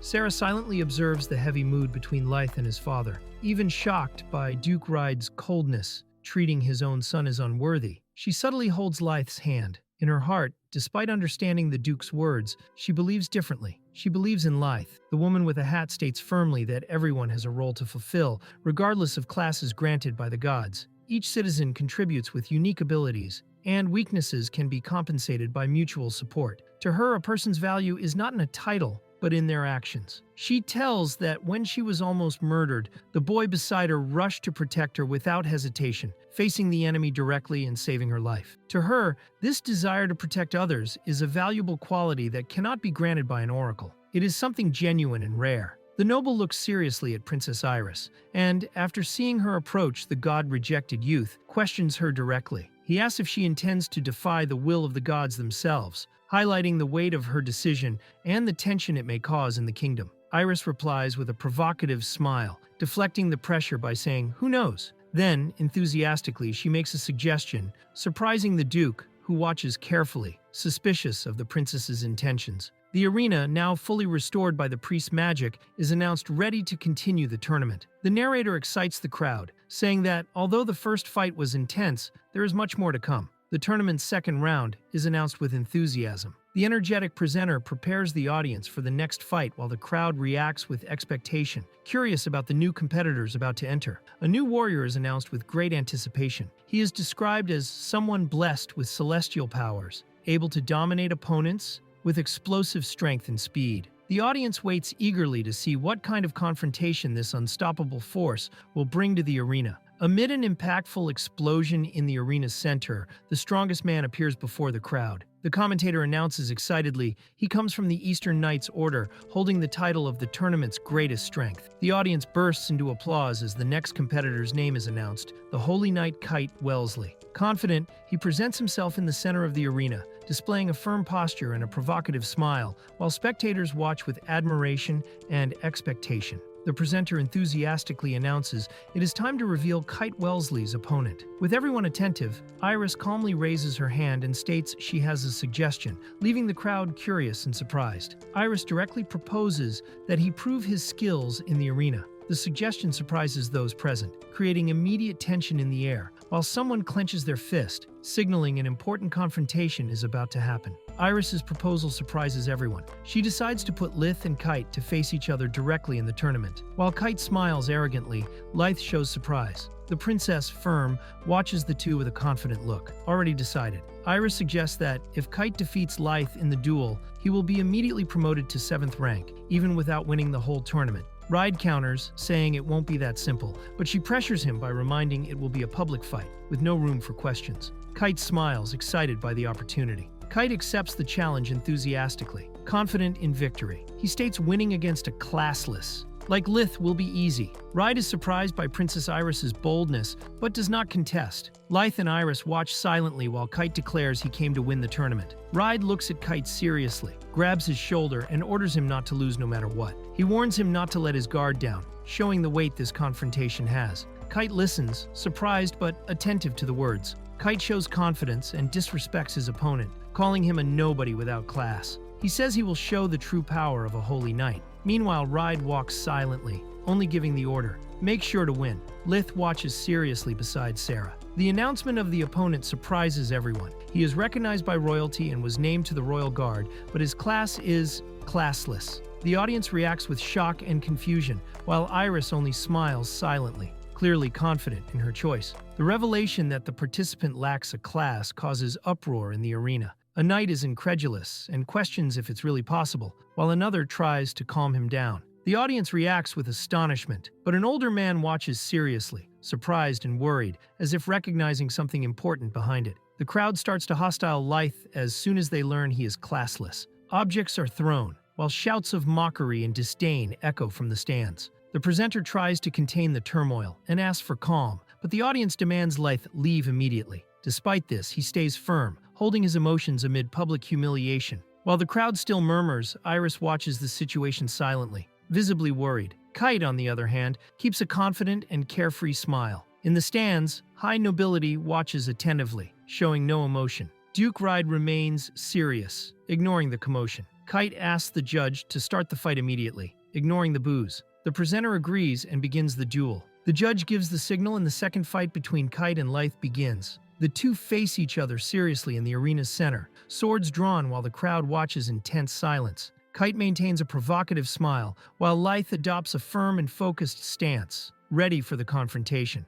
Kite activates his Celestial Boost skill and charges with explosive force, trying to end the fight with a single blow. The impact of his charge is so intense that even the narrator is startled by the pressure. Kite activates his technique Celestial Blade and goes all out to try to finish the fight with a single strike. The audience stirs, wondering if Lith will react in time against the overwhelming power of the attack. Lith watches in shock as Kite's attack hits the ground with devastating force, exploding in the arena's center and causing an impact that makes the crowd stand up in panic. The intensity of Kite's charge shows he is determined to end the fight overwhelmingly. As everyone watches in suspense, Kite falls to his knees, defeated. Silence takes over the arena. Iris watches confidently while the Duke keeps a serious expression. Sweat drips down Kite's face as he stares at the ground in shock, unable to accept the outcome. Leith presses Kite to the ground and places his blade at the back of his neck, ending the fight firmly and unquestionably. Defeated, Kite remains motionless, unable to react to the humiliation. Lith watches coldly and responds to Kite's previous arrogance with sarcasm, saying, "Finishing in an instant, huh?" On the ground, Kite is completely paralyzed, unable to move after the precise counterattack. The audience watches in surprise at the fall of the warrior who had bragged so much. Kite steps back confused and angry, not understanding how he was neutralized so easily. The commentator can't hide her surprise either. Lith stays firm while everyone around tries to understand how the classless turn the tables. Kite is unexpectedly defeated, falling to the ground before the crowd. Another participant watches, shocked, not understanding how everything happened so fast. Praises Lith's improvement during the fight. Meanwhile, it's explained that the technique used, the Celestial Blade, is a Holy Knight's ability, concentrating extreme power at the sword's tip to deliver a decisive strike. The Celestial Blade technique ends with an explosive release of concentrated magical power. The impact causes great destruction on the arena floor, revealing it as the supreme strike of the Holy Knights. Despite its devastating power, the technique has a weakness. If the enemy approaches before the explosion, the accumulated energy dissipates, and the attack loses all force. Taking advantage of the opening, Lith's opponent quickly closes in and lands a direct blow to the stomach, interrupting the technique before it could activate. With an agile move, the opponent firmly grabs Lith's sword and completely neutralizes it, leaving the warrior shocked and without a chance to react. Watches admiringly as Lith fully reads Kite's movements. Meanwhile, someone silently watches the fight, and a memory of support echoes in Lith's mind. "I believe in you." While Lith recalls encouraging words about proving his own strength, Kite watches dazed, not understanding how the situation quickly turned against him. The judge asks if Kite can still continue the duel. Visibly irritated and embarrassed, he quickly gets up, insists it was just a slip, and shouts that he would never lose to a useless, functionless person. The audience starts noticing Lith's surprising performance, even though he's considered classless. During the fight, even Kite is stunned by his strength. The crowd comments, surprised by the unexpected agility and skill of someone disbelieved from the start. The crowd gets excited seeing Lith, a classless, fighting an elite holy knight on equal terms. Meanwhile, some observers express frustration and tension, questioning the outcome of such an unexpected duel in front of so many spectators. As the duel continues, one observer realizes the gravity of the situation. If Lith loses, it will be seen as normal, but if he wins, he will be recognized as superior even to a holy knight. Regardless of the result, the knight's reputation suffers. Watching everything with a confident smile, Princess Iris is recognized for having orchestrated the situation masterfully. Someone silently praises her, admiring her strategy. During a moment of distraction, Lith is surprised by a frontal attack from Kite, who charges full force, managing to hit his defense with a direct impact. Lith is thrown to the ground by the blow, kicking up dust as he slides. Even injured, Kite does not waste the chance and prepares to continue the offensive. Kite jumps to execute the Celestial Blade technique again, trying to end the fight with full power. But Lith, already knowing the move's weakness, runs toward him and interrupts it before activation, stating it's useless. Kite panics as he realizes he will be stopped again. Lith delivers a powerful kick directly to Kite's stomach, throwing him forcefully to the ground. The impact impresses the crowd, who react in shock at the brutal turnaround. Kite is thrown out of the arena, and the disqualification timer starts. The countdown begins with the crowd's enthusiasm, while Lith watches attentively, ready for the duel's conclusion. Julius Argyle, sage of the Eastern Knights Order, watches the duel with interest. He acknowledges that even without a class, Lith completely dominated Kite, something surprising since the opponent is a holy knight and theoretically superior. Julius watches Lythe with an intrigued smile, calling him by his full name and admitting he is becoming increasingly interesting. Meanwhile, the countdown continues, and Kite, injured and desperate, tries to return to the arena before disqualification. Kite returns to the arena at the last moment, and the fight resumes. He advances with an arrogant shout, proclaiming himself the strongest despite his visible fatigue and wounds. At the moment Kite charges confidently, Lythe seizes an opening and lands a devastating blow to the opponent's face, nullifying his charge with precision and force. Lythe finishes the strike precisely, throwing Kite away. The crowd watches impressed, recognizing his strength. Meanwhile, Kite's allies show concern, and the opponent himself reacts in shock, not understanding how he was defeated so quickly. Lythe looks firmly at Kite, while the opponent, kneeling and powerless, watches him in shock. Silently, Lythe begins to say something decisive, ending the confrontation with a serene and imposing attitude. In a flashback, Lythe appears as a child, holding a piece of bread while looking at someone kneeling with torn clothes. With a firm and direct gaze, he says, "Give up already." The scene reveals a significant moment from his past. In another flashback, a bread seller offers freshly baked bread to Lythe, who buys 3 pieces. The merchant warns him about the city's dangers, full of thieves. Soon after, Lythe is surprised by a boy trying to steal his bread and running away. Right after being robbed, Lythe realizes his distraction, even though he was warned. He pays the baker and heads to the 4th district of the Lawrence Empire, a slum in the eastern outskirts, where only those marked as lower class by the gods live. The boy who stole from Lythe runs through the district's streets,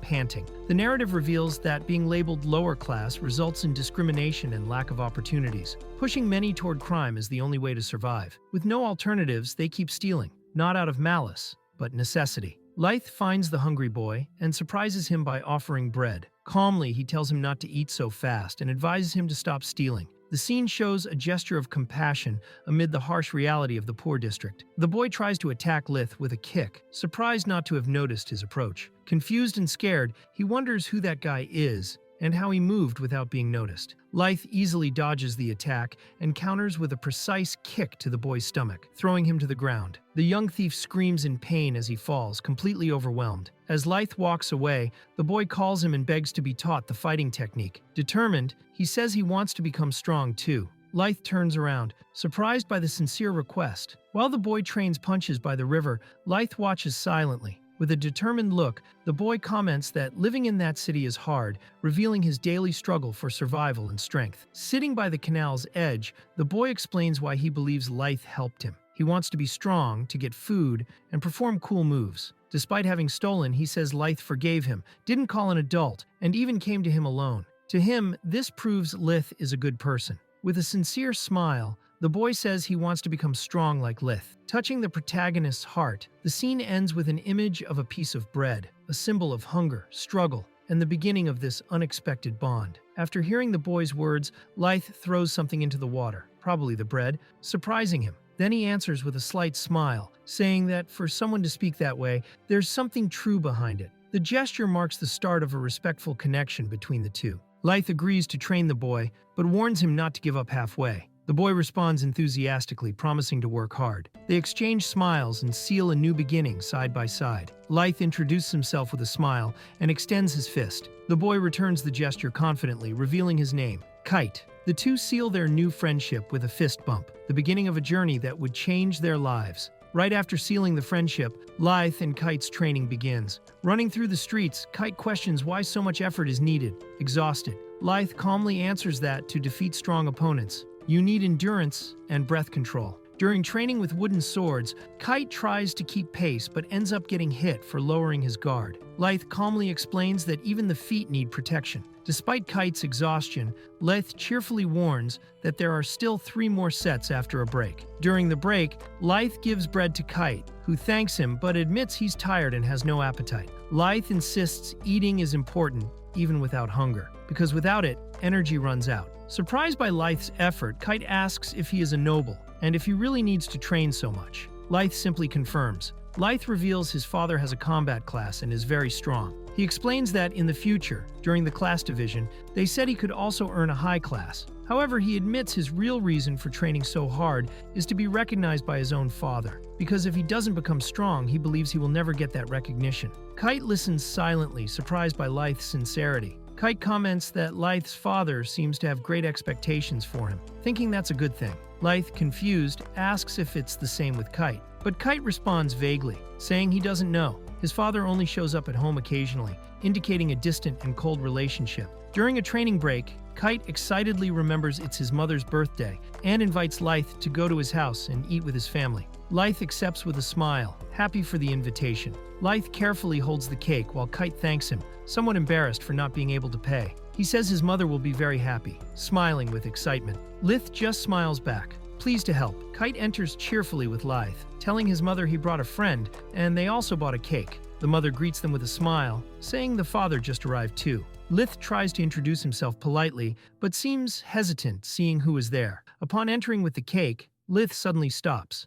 He recognizes the man sitting at the table. It's his father. The cold, surprised look of the man meets Lyth's gaze, who freezes silently. The atmosphere changes completely. Lyth freezes before his father's authoritative voice, who orders him to sit. With wide eyes and tense body, he hesitates. The emotional impact is visible. Kite, noticing the discomfort, asks what's happening. The mood at the table becomes even tenser. Lyth stares at the man before him, trying to speak but freezing upon recognizing him as his father. The revelation shocks him. Kite, confused, watches without understanding what is going on. Surprised and shocked, Lyth stares at the man sitting at the table and loudly questions why he is there. The room's mood changes immediately, while everyone around watches silently. Lyth looks at the man at the table and, surprised, calls him father. Confused and angry, he demands to know why he is there, as the tension between the two grows heavy and intense. Hearing Lyth call the man father, he coldly and harshly tells him to shut up. The room's atmosphere thickens, and the woman beside him, frightened, asks why the child is referring to him as father. Kite tries to protect his mother while Lyth remains frozen holding the cake. The man praises Lyth's question and, with a cold smile, asks how he thinks someone becomes a noble. Lyth responds hesitantly, saying it is by having the strength of a knight. Holding the cake, his gaze reveals tension and insecurity in the presence of that man. The man confirms Lyth understood well. He declares he has always aimed for the position he holds and that if he didn't have strength, it would have been taken from him. While cutting meat on his plate, he coldly states that everything comes down to the survival of the strongest. The man reveals he reached the Duke position in just one generation, a rare feat achieved through strength. He says that to maintain this position, a strong successor is necessary. He looks directly at Lyth and firmly declares that, as the eldest son, the one chosen for this responsibility is him. Lyth's father continues his cold and direct speech. He explains that if Lyth does not obtain a high class by age 18, the family's future will be at risk. The pressure is clear. The destiny of the ducal house depends entirely on Lyth's performance at the class distribution ceremony. Lyth's father reveals that, as a precaution, he decided to prepare a second candidate to inherit the dukedom if Lyth fails. This candidate is Kite. He admits he intended to keep this secret until the class distribution ceremony. But now that everything has come to light, it can no longer be hidden. Kite is shocked by the revelation. Lyth's and Kite's father leaves after revealing the whole truth. Before leaving, he looks back over his shoulder and leaves one last demand, that neither of them disappoint him. The tension remains in the air, with both boys still shaken by the revelations. Filled with hatred and pain, Kite attacks Lyth angrily. Since the day of the revelation, his father has not appeared, and he blames Lyth for it. Screaming that it is all his fault, Kite vents his feelings in an intense duel. The fight between Lyth and Kite resumes with full force. Kite reveals his pain, saying his father only used him and his mother to protect his position. Still, his mother believed in that man and always awaited his return. Kite's anger mixes with old wounds as he unloads everything against Lyth. Kite explodes with rage during the confrontation, shouting that what annoys him most is being just a substitute for Lyth. The resentment accumulated from the past, and his father's treatment overflows in the heat of battle. At 18, Lyth was classified as jobless, totally disappointing his father. Kite, on the other hand, received the Paladin class, the same as his father, and was finally recognized by him. Feeling it was fair, Kite believed Lyth deserved that, and took pride in finally gaining the recognition he always sought. During the fight, Lyth finally reveals the truth. He received no class. Despite his efforts, he was rejected by the class system, which left him marked and full of resentment. During the confrontation, Lyth admits his envy, but firmly states that classes do not define everything. Even without an assigned class, he continues fighting on equal terms, proving that determination and willpower can overcome system-imposed limitations. Lith advances with his celestial blade technique, cutting the air precisely. Even warning that the result wouldn't change, Kite smiles confidently, aware of the disadvantage but determined to keep fighting. Kite changes the attack's direction and aims at the referee, catching everyone by surprise. As the spectators react in shock, he provocatively smiles at Lith, forcing him to make a critical decision mid-fight. Kite recalls Lith's character, highlighting how he always helps others and forgives easily. With that, he bets Lith won't be able to ignore the imminent danger to the referee, believing his attack impossible to avoid. Lith surprises Kite by using a swift skill, disappearing from his field of vision. Kite, confused, tries to understand what happened while energy explosions appear around, leaving everyone shocked by Lith's unexpected technique. Lith manages to envelop his sword with celestial blade energy and precisely cuts Kite's attack. Surprised, Kite understands what happened and realizes the danger. An observer orders Kite to use his celestial boost if he doesn't want to die. Kite activates his power and charges at Lith with full force, yelling furiously. Lith, steady, prepares a sword strike, destroying the ground around with the attack's force. Lith throws Kite out of the arena with an explosive strike. The referee announces Kite has been knocked out again and starts the countdown. 10, 9. As the countdown continues, observers analyze Lith's technique. They conclude he channeled magical power directly into the sword instead of dispersing it, as is common with the celestial blade. This allowed him to pierce Kite's sacred defense. Even without being a mage class, Lith managed to manipulate magic precisely by copying magical attacks, impressing the watchers. With the countdown nearing its end, all watch in silence. One instructor comments on Lith's potential, who, even without a class, can copy and adapt abilities. Not being tied to a specific type, he can grow indefinitely, becoming stronger and stronger. Lith watches silently as the countdown ends. Kite, still outside the arena, doesn't return in time. Defeat is confirmed. Kite is thrown out of the arena and doesn't come back. The countdown ends and Lith is declared the winner. Spectators are surprised, speculating if Kite fled.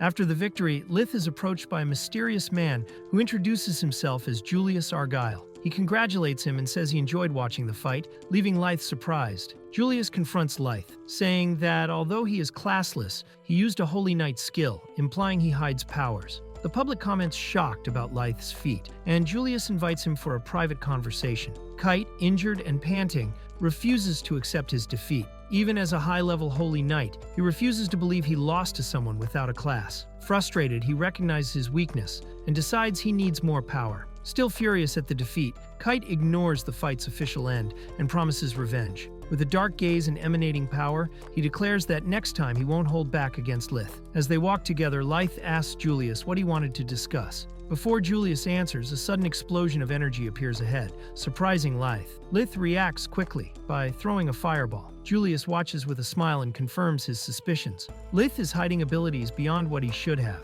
Julius questions how Lith, even being classless, can use multiple skills from different classes. Intrigued, he reveals his true motive. He wants to fight someone strong. Julius smiles excitedly and says he looks forward to fighting Lith. Then he vanishes in a burst of flames, leaving Lith surprised and intrigued. Claire, from the Central Order of White Mages, initiates the confrontation with a powerful windblade attack. Despite the attack's strength, Fang remains still, showing no reaction. Claire's devastating attack is completely ignored by Fang, who stands motionless and unharmed. The crowd reacts shocked to see her magic had no effect. Fang appears behind Claire without her noticing and reprimands her for not paying attention when attacking. Then he counters with a powerful air explosion, completely surprising her. A mysterious man reveals that his cloak hides a secret. Claire suspects it absorbs his attacks, while others in the crowd comment on how stylish he looks. The man reveals his ability isn't simply damage absorption. While Claire tries to understand, he states the correct answer is something else, preparing to reveal his true power. The man activates his skill called Dark Shadow,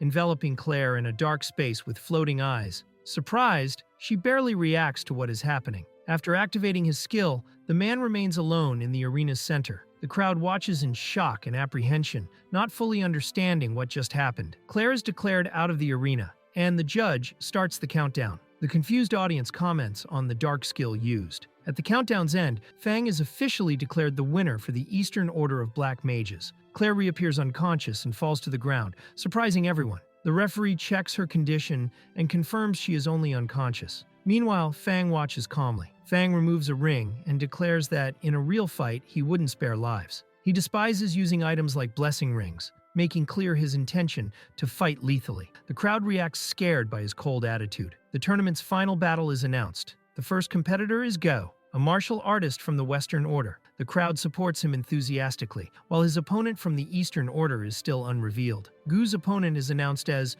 Julius Argyle, a sage. However, he has not appeared yet, causing surprise. The presenter tries to confirm his presence while Gu mocks, suggesting Julius is scared. Julius finally appears, floating in the arena's center amid magical fragments, causing immediate impact. With a serious expression, Gu watches the opponent's arrival, while Julius calmly says, "Sorry to keep you waiting." Julius walks confidently into the arena as everyone is shocked by his destructive entrance. A knight gets angry, shouting and questioning if he realizes how much magic is needed to create a barrier of that level. The fight between Julius and Gao begins. A knight from the Western Order believes Gao, their best fighter, will secure the first victory. However, in moments, Julius wins easily, ending the fight overwhelmingly. After the fight, Julius is asked where he had been. With a carefree smile, playing with a magic cube, he answers that he was just having fun. Julius watches from afar while Lith is alone among the rocks, apparently exhausted. With an enigmatic look, Julius thinks to himself he has found a rare toy, suggesting he is interested in testing Lith further. Julius watches Lith with an intrigued smile, saying an interesting confrontation is coming. He mentions Lith's full name, showing his interest is now direct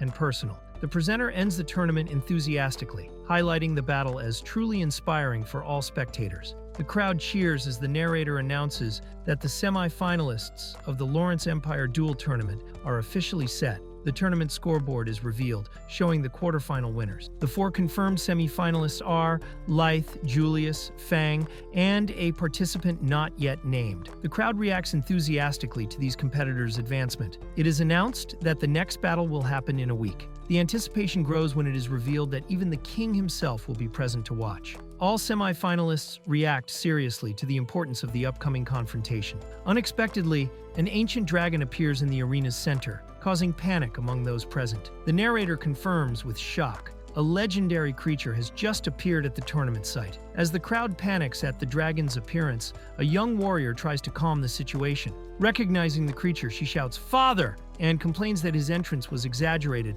revealing the dragon is actually her father. The dragon transforms into a man before everyone and, laughing, apologizes for the flashy entrance. With a calm smile, he admits he may have overdone the presentation. Mounted on a dragon, King Richard III of the Lawrence Empire makes a grand entrance at the tournament. The crowd reacts impressed as the narrator officially announces his presence on site. The spectators recognize the creature. It is an ancient flame dragon, a rare species from the Shadow Continent. Feared for its ferocity and power, its existence is shrouded in mystery and rarely seen. As he watches the king, a man reflects that taming such a wild dragon requires extraordinary power. He concludes that the creature recognized His Majesty's strength and fears that someone else is also seeking that same power. King Richard asks the presenter for the microphone, who becomes nervous and flattered by the gesture. He thanks everyone with a gentle smile, and before all present, announces that he has an important question to ask the audience. Before the crowd, King Richard questions the true meaning of strength. He states that all tournament participants are skilled warriors, but emphasizes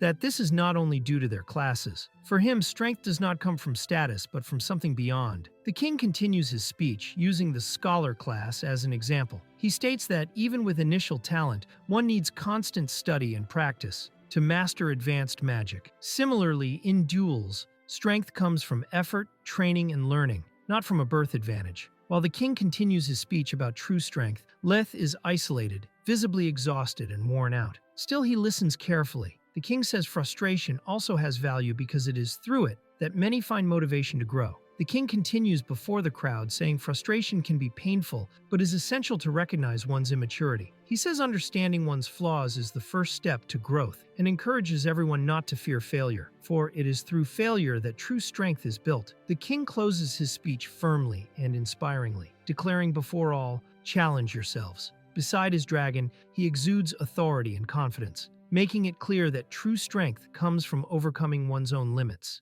He concludes that constant challenges and failures turn into strength and make us aim higher. His words inspire all present, who watch attentively, reflecting on their own journeys. The king finishes by saying, "Everyone has strength inside them. They just have to decide whether to use it." His words move and uplift the crowd, which starts cheering with enthusiasm and respect. After the king's speech, the audience reacts with admiration, feeling motivated. Everyone comments on how inspiring his words were. The king's daughter acknowledges that, despite everything, he truly acts as a real sovereign. Shortly after, the king talks to the dragon, asking if it wants to return already. The king announces that the winning knight order of the tournament will have the right to visit the dragon village, where the ancient dragon resides. After that, he bids farewell, flying away on the dragon, saying he looks forward to the semi-finals next week. The king departs mounted on the dragon, surprising everyone with the announcement about the dragon village. The participants show curiosity and excitement, while one of them seriously thinks about the place. The arena remains charged with anticipation for the upcoming battles.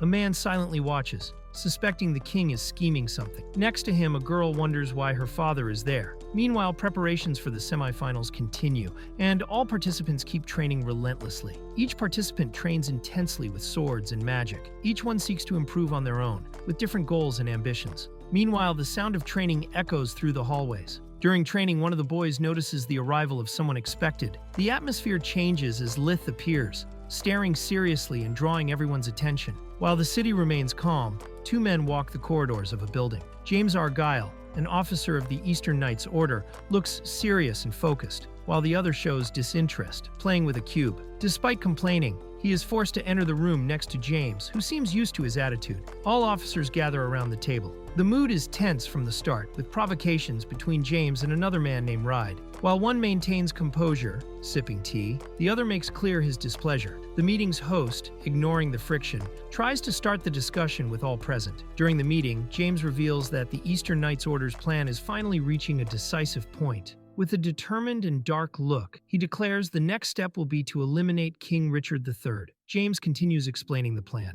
saying everything is going as expected, with each piece advancing at the right time. Even with the unexpected escape of a holy knight, the group is ready to act at any moment. The tension grows as the decisive moment approaches. During the discussion, the group admits the greatest obstacle to the plan is the king himself. His combat power is extremely high, and he still has the support of a powerful flame dragon. While that creature is by his side, not even a scratch can harm him. James reveals the king made a pact with the flame dragon after fighting alongside him. Now the creature has become his sworn ally, offering magical protection that prevents any attack from injuring him. Because of this, the king is considered invincible as long as the pact lasts. The group acknowledges that the king and the dragon are practically unbeatable together, to the point that even an entire army wouldn't stand a chance. One of the men asks if there is any solution, but is soon interrupted. An ally assures there is still hope, revealing Camila has devised a promising strategy to handle the situation. Camila enters the room, greeted respectfully by those present. She invites everyone to sit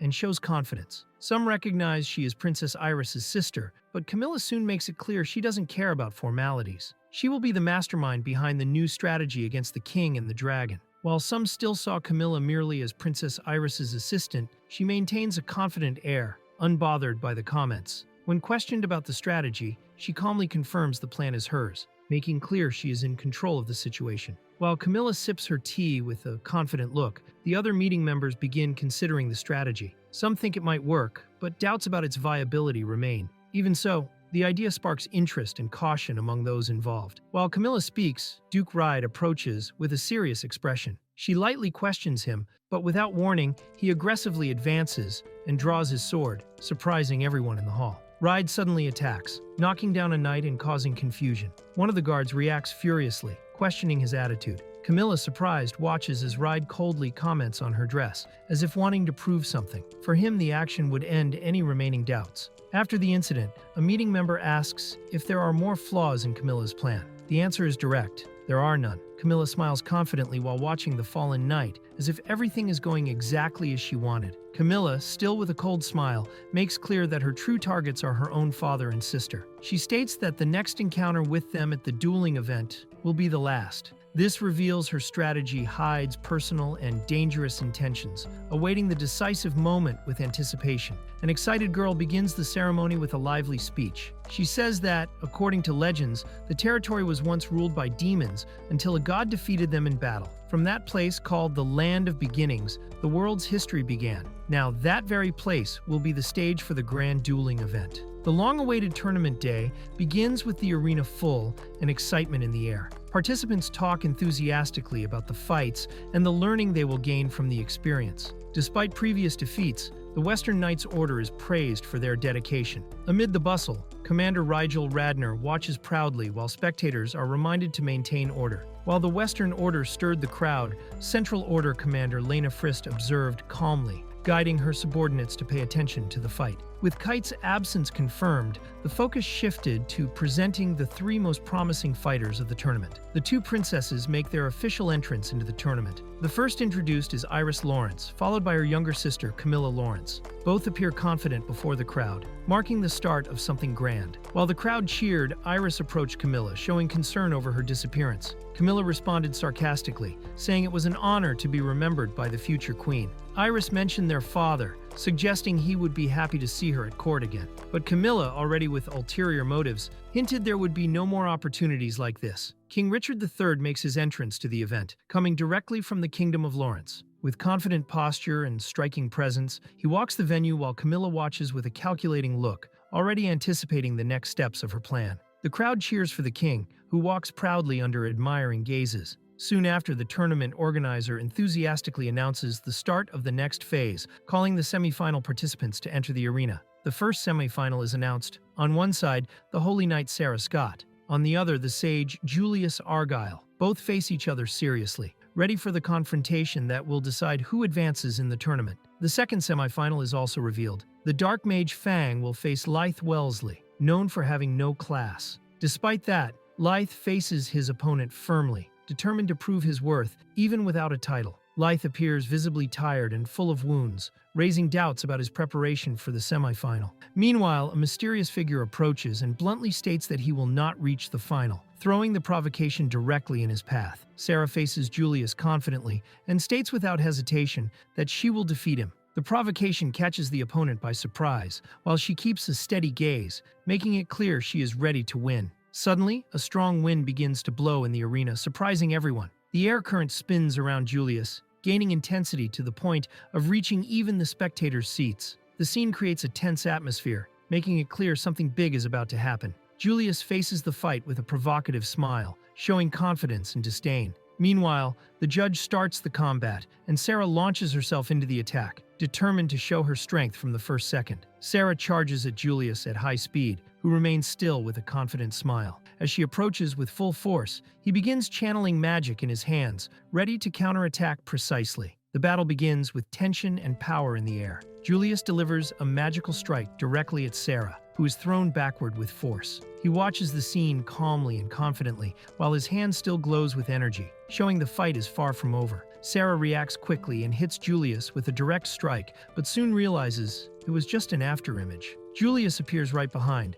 laughing and impressed with the fight's level. Sarah, on the other hand, stays focused, realizing she is dealing with a more complicated opponent than expected. Julius launches a powerful magical attack directly at Sarah, causing an intense explosion in the arena. The spectators watch shocked, while the impact raises smoke and energy all around. Julius watches calmly, confident the strike was decisive. Surprisingly, Sarah reappears unharmed and cuts through the fire magic with her holy sword. Julius watches with interest, finding the situation more entertaining than expected. In response, he prepares to launch a new magic, summoning sharp stone spears as the next attack. Julius surprises by launching a new attack, this time using earth magic. The spectators begin to suspect he is a multi-element user, something rare and powerful. Sarah tries to react quickly, while the crowd and even the king watch each move of the duel closely. Sarah once again cuts the attack with her divine sword, destroying the stone spears launched by Julius. He watches attentively, already preparing a new spell. The fight remains intense, with both showing exceptional skills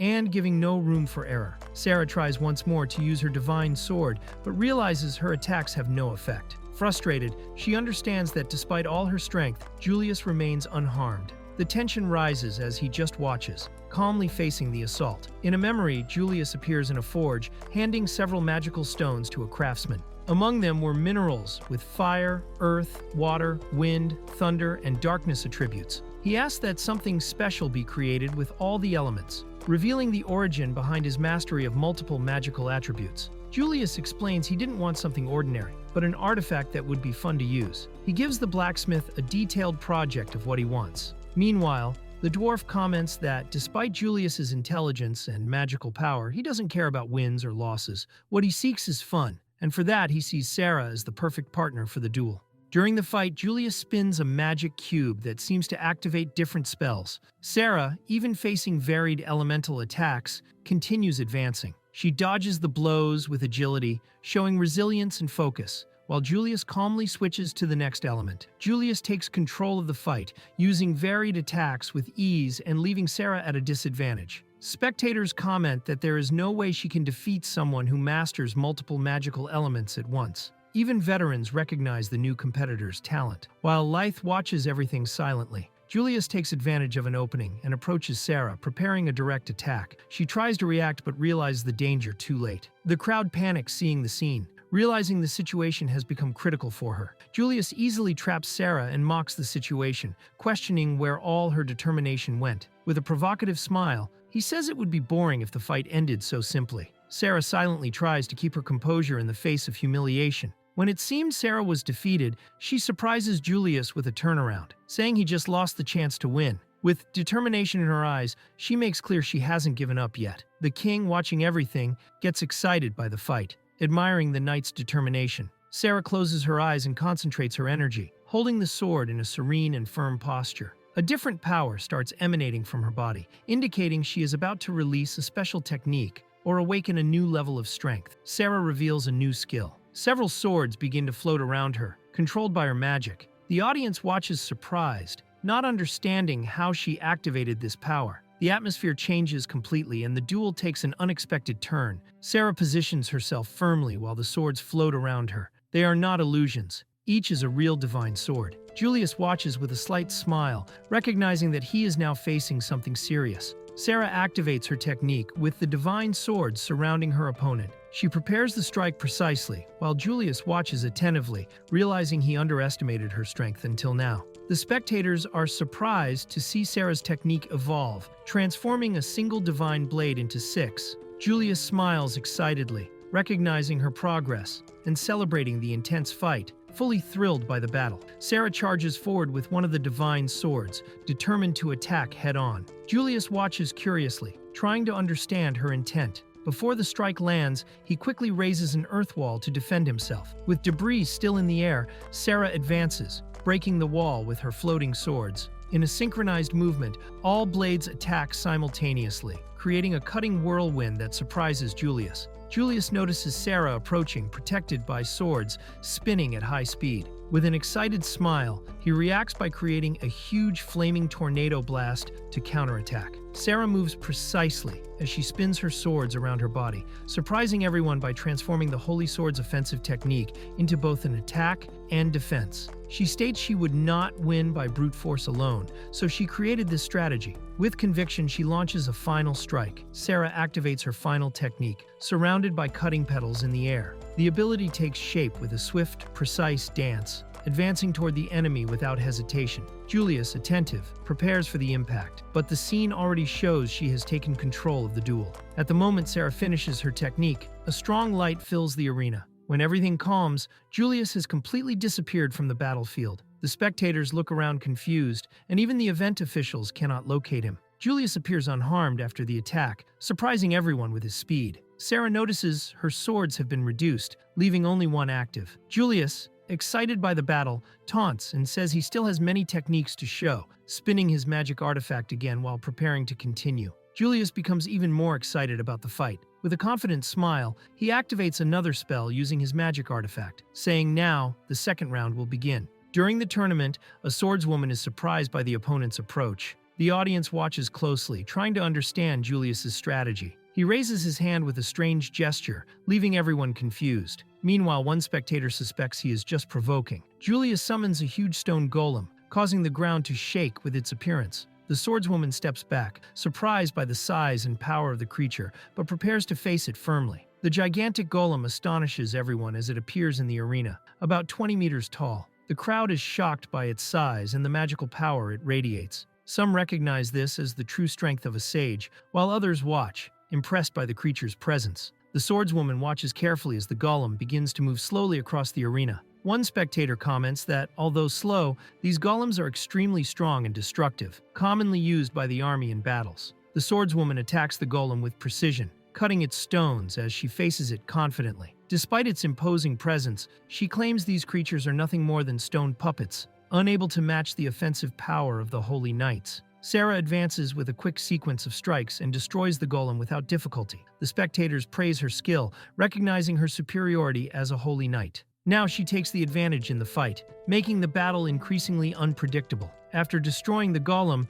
Sarah confronts Julius. She questions why he is fighting indirectly and accuses him of still holding back, suggesting his true power has yet to be revealed. Julius remains silent, calmly observing. Julius smiles and begins to provoke, calling Sarah a doll and asking if she knows the legend of the Fire Titan. Without waiting for an answer, he decides to tell the story himself, while Sarah watches confused, noticing he avoided answering her question. Julius tells the story of the Fire Titan, a devastating creature named Sutep who, in ancient times, destroyed human cities and spread suffering everywhere it went. It covered everything in flames and almost brought the world to ruin. This entity became a symbol of the end, the personification of the apocalypse. Julius reveals he has always admired the Fire Titan, despite it being a creature of destruction. Sarah, confused, asks what that has to do with the fight. He replies with a smile, saying that this admiration inspired him to use magic to create things that do not exist, because he finds it fun to give form to the impossible. Julius explains he started by creating a golem with earth magic, but realized he needed fire magic to approach the power of the Fire Titan.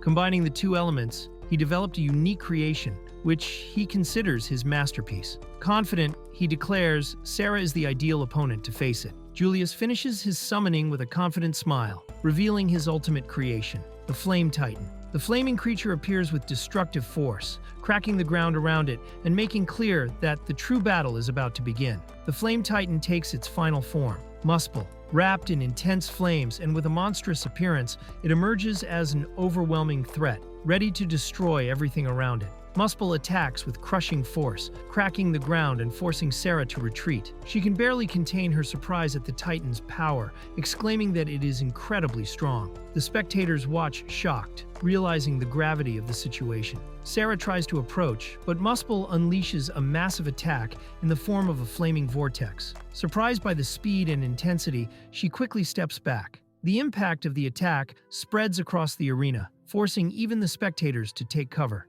Muspel releases a wave of fire that spreads throughout the arena, frightening even the audience. Those present worry about everyone's safety. The commentator announces, impressed, that Julius has summoned the legendary Fire Titan, something never seen before in combat. The spectators comment in shock about Julius, noting that even among sages, it is rare for someone to use two magical attributes simultaneously. They recognize that it's not just his magic that impresses, but also his creativity. Julius, confident, takes pride in his creation, while another observer admits Julius is incredibly powerful. Sarah counterattacks with determination, summoning her divine blade. With a precise and powerful strike, she pierces the Flame Titan's body, beginning to destroy it. Even facing such a threat, she shows she has not given up the fight. Sarah advances with speed and precision, stabbing the Flame Titan's chest with a direct blow. Her expression mixes relief and determination as the creature starts to crumble under the impact of the assault. Sarah lands a devastating blow on the Flame Titan,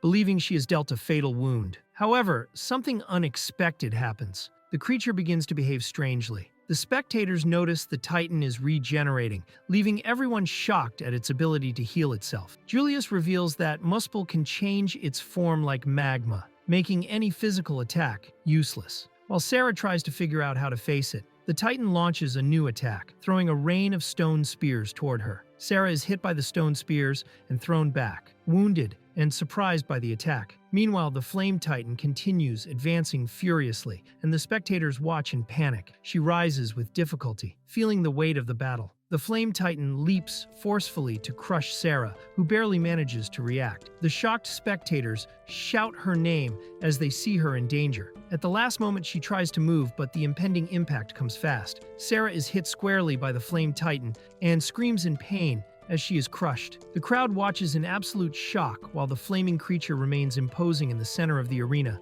dominant and tireless. Even wounded, Sarah refuses to give up, determined to win and join the Royal Guard. One spectator shouts for her to surrender, fearing for her life. Julius, on the other hand, appears bored with the situation and, with a cruel smile, declares the end of the fight with a provocative "bye-bye." Just as Julius believes he has won, a new figure appears and points a sword directly at him. With a firm look, she declares the game is over, provocatively calling him Julius-chan. The tide of the battle is about to turn. After receiving an advanced class by divine revelation, the young woman decided to join the Central Order of Knights, where many women also serve. With determination, she prepared and managed to be accepted as one of the new recruits. During training, the young knight easily defeats several opponents, impressing everyone with her strength. Even as a novice, her talent stands out. Observers comment on her skill and determination, recognizing her as a warrior who always strives for the top. The knight is brutally crushed by the debris left from the Flame Titan's attack. Screaming in pain,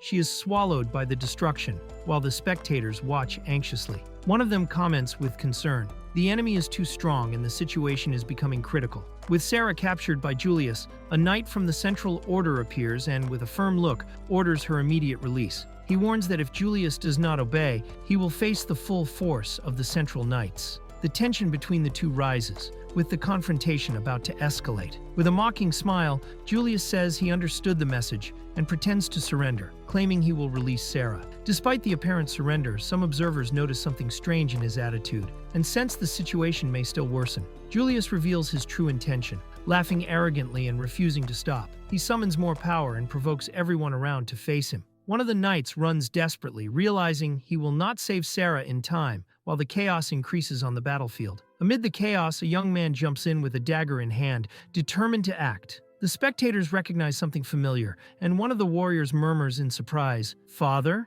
The tension rises with the sudden entrance of this new character into the fight. The young woman reveals the man who entered is Lythe Wellesley, her personal guard. While everyone watches, he launches a direct attack on the Flame Titan, advancing with courage and speed through the flames. The audience watches in suspense at his decisive move. While a spectator smiles and praises the situation, Sarah is brutally thrown to the ground by the Flame Titan. Her body rolls among the rubble, wounded and exhausted, barely able to react, with a lost gaze and heavy breathing. The protagonist arrives just in time and holds Sarah in his arms, removing her from the debris. Wounded and exhausted, she looks at him with a mix of relief and gratitude, while he remains firm, determined to protect her. Lythe Wellesley advances with precision, aiming directly at the core of the Flame Titan. With a single precise strike, he completely destroys the creature. The crowd reacts in surprise, while Julius watches incredulously at the fall of his creation. Lythe carries Sarah in his arms, relieved to see her safe. She, embarrassed and hurt,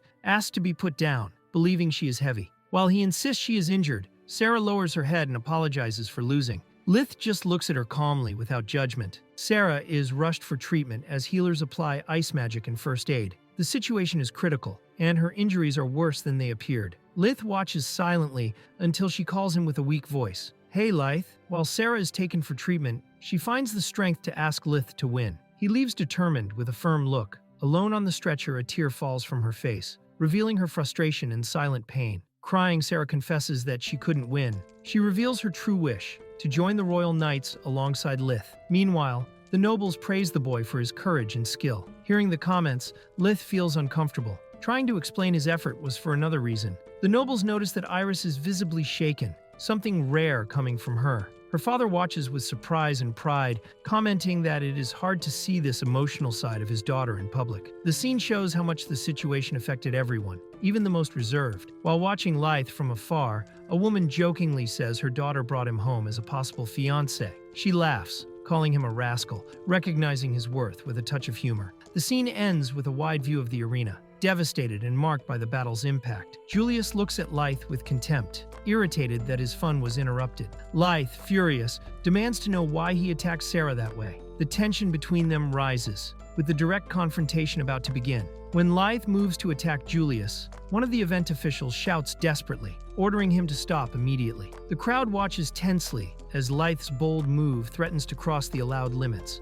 One of the organizers quickly intervenes, announcing that Julius is out of the next fight, and that if he and Lyth fight now, both will be disqualified. The tension remains, but the authority tries to calm the public and prevent the situation from getting out of control. A high-ranking knight approaches and orders Julius to step back, saying it is now his turn. With authority, he promises Julius can play later, making clear he is taking control of the situation. Julius, silent, withdraws before the order. While walking through the corridors, a man tells Lyth that, regardless of the outcome of the next fight, they will still face each other. Winning or losing, the duel between them is guaranteed. Lyth looks at him seriously, accepting the challenge without hesitation. The audience reacts with anger and indignation, blaming Fang for hurting Sarah. Meanwhile, the narrator highlights the intensity of the semifinals. The next fight is announced: Fang, the Dark Mage, versus Lyth, the classless participant. The arena, still marked by previous destruction, awaits a new confrontation. Before the fight begins, Fang approaches Lyth and gives him a direct warning: resist with all your strength. Without giving room for more words, the referee announces the start of the combat. The tension between them rises quickly, marking the beginning of a decisive clash. Soon after the fight starts, Lyth is surprised by a dark creature. A demonic wolf, created with black magic by Fang, attacks fiercely. The crowd reacts scared, and Fang challenges Lyth to face the creature and discover its attack patterns. While Lyth faces the demonic wolf, Fang warns him not to focus only on the visible enemy. Right after, a new threat appears from above, catching Lyth off guard and revealing that dangers on the field go far beyond what is seen. Lyth counterattacks confidently and uses the magic stone hand. A huge stone hand rises from the ground and grabs the demonic wolf, crushing it with force. The unexpected offense surprises the creature and turns the fight in Lyth's favor. Lyth takes advantage of the opening and leaps onto the demonic wolf, striking with full force. The impact is violent and surprises even the spectators. The wolf tries to resist, but the attack hits it hard. After Lyth's strike, Fang watches closely and confronts him. He points out that Lyth used the magic stone hand, confirming it is an earth element technique. The revelation draws attention because until then, Lyth was considered classless. During the fight, Fang shifts focus and reveals shocking information. A royal guard named Zack mysteriously disappeared during a mission. He mentions that 3 people participated in that mission: Zack, a magic swordsman named Larg, and Lyth, the classless. The revelation surprises everyone around. Fang reveals that he investigated the place where Zack disappeared and found traces of combat with fire magic and stone fragments. From this, he concludes that Zack fought someone before vanishing. Now, seeing Lyth use the same skills, Fang directly accuses him of using Zack's techniques. Fang presents records of Lyth's previous fights, highlighting that he used specific abilities, like the divine sword and stone magic, against opponents with powers similar to Zack's. He reveals Lyth was present where Zack disappeared and claims that despite being classless, Lyth uses the same techniques. Fang then concludes his hypothesis: Lyth may be involved in the royal guard's disappearance. Fang confronts Lyth with a direct accusation. He questions if Lyth has the ability to steal or copy other people's techniques. Lyth remains silent, visibly shaken, neither denying nor confirming, while tension in the arena rises. The revelation about Lyth shocks everyone. The commentator aloud wonders if he really has the ability to acquire others' skills. Nobles and spectators react in astonishment, and even Julius watches silently, suspicious. No one had ever seen someone like that. Rumors about Lyth cause a strong impact among those present. Many refuse to believe that someone classless could have such power. His father, observing quietly, begins to consider that maybe Lyth inherited a special ability. Facing doubts and suspicions, he murmurs to himself, if this is true, faced with the possibility that Lyth possesses unique abilities, an ambitious noble suggests using him as the ducal family's heir. The proposal shocks those present, while Lyth watches from afar, still unaware of where his fate may lead. As Lyth prepares for the confrontation, aware that his opponent knows about his possible ability, Fang pressures him with a direct question: how does he manage to acquire other people's abilities? The tension grows, and Lyth is caught off guard, with no immediate answer. Fang attacks without warning, surprising Lyth with his speed. In moments, he unleashes a sequence of direct strikes, making clear he is taking the fight seriously. Lyth tries to react, but barely keeps up with the opponent's fast moves. Lyth quickly recovers and goes on the counterattack. With precision and speed, he lands a sequence of direct hits on Fang, showing he will not back down easily. The fight balances, with both showing great mastery in close combat. Fang takes control of the fight and pressures Lith with well-planned attacks. Observers comment that even with the ability to copy powers, defeating Fang will not be easy, as he is also an experienced strategist. Lith suffers direct blows and starts to feel the weight of the battle. Lith summons demonic wolves to turn the tide. Fang tries to repel them quickly, but is cornered by the coordinated attacks. Even as a strategist, he finds himself pressured by Lith's new offensive. Fang manages to reverse the situation, immobilizing Lith and crushing him to the ground with force. Even injured, Lith tries to resist, but is clearly at a physical and technical disadvantage at this point in the fight. Even on the ground, Lith reacts quickly and conjures a powerful fire lance, piercing Fang's armor with a direct strike. The counterattack surprises the opponent and shows Lith still has strength to keep fighting. Lith takes advantage of the opening after the fire lance and lands a direct punch on Fang's face, breaking his mask with the impact. The attack visibly shakes the opponent. Lith surprised the audience by using fire attribute magic to launch a powerful fire lance. On impact, he breaks Fang's mask. Shortly after, a new message reveals Lith acquired the ability Demon Wolves. Lith faces Fang after his successful attack. Fang, surprised and impressed, admits the counterattack was effective and convinces him of Lith's strength. Fang acknowledges Lith's skill in using various magics with different attributes. He says that if Lith had used the Divine Sword in the previous counterattack, the duel would already be over. Fang questions Lith's choice to use a simple punch right after casting fire magic, suggesting there were more effective ways to attack. He suspects Lith is still hiding something. Lith activates a new mysterious ability involving floating eyes and dark energy. The technique surprises even himself, making it clear this power goes beyond what he knew. The judge declares the fight over after Lith activates the new ability and orders the countdown to officially end the duel. As the countdown continues, spectators wonder where Lith is. The judge reveals he is trapped in a void created by his magic, from which it would theoretically be impossible to escape. Trapped in a gravity-free space, surrounded by darkness, Lith quickly realizes the danger. Determined to escape, he wields his divine sword and tries to use its energy to tear the space around him. Even using the divine sword, Lith notices his attacks are useless inside the void. The opponent reveals the space absorbs any energy and drains his life force, making escape impossible. As time runs out, Lith is warned that his resistance is in vain. While discussing Lith's situation trapped in the void, one of the knights believes there is still a way to escape. Leona confirms Julius is her subordinate and promises to re-educate him for his behavior. Sarah is being treated and is not in life-threatening condition. Everyone shows concern while Leona states there are 2 ways to get out of that situation. Leona explains the first way to escape the void is using light attribute magic, the opposite of darkness attribute. Since Lith has not escaped yet, she concludes he does not have this type of ability. The spectators follow the countdown as Leona is about to reveal the second way to escape. Leona reveals the second way to escape the void is using spatial magic. This magic can open gaps in space, allowing escape. Although effective against the imprisonment spell, everyone agrees that spatial magic is extremely rare and unlikely to be mastered by someone like Lith. With the countdown almost over, everyone believes Lith is defeated, trapped in the void. They comment that even if he had spatial magic, the time to activate it would exhaust him. Fang mocks him, calling him useless and saying this is the limit of someone without a class. But Iris, determined, refuses to accept this end. At the last moment, a dark wolf appears behind Fang and attacks him with force. Everyone is surprised. Lith used a dark attribute ability to escape the void and counterattack. Fang is attacked by a demonic wolf summoned by Lith, surprising everyone by reappearing. Even injured, the enemy tries to resist, but the dark creature's assault puts him at a disadvantage. Fang realizes Lith is using his own ability against him and panics upon noticing it was copied during the previous confrontation. While Fang tries to understand how it happened, Lith advances with conviction, ready to finish the fight. With a decisive strike, Lith defeats Fang, who falls unconscious before everyone. The crowd watches in shock and admiration,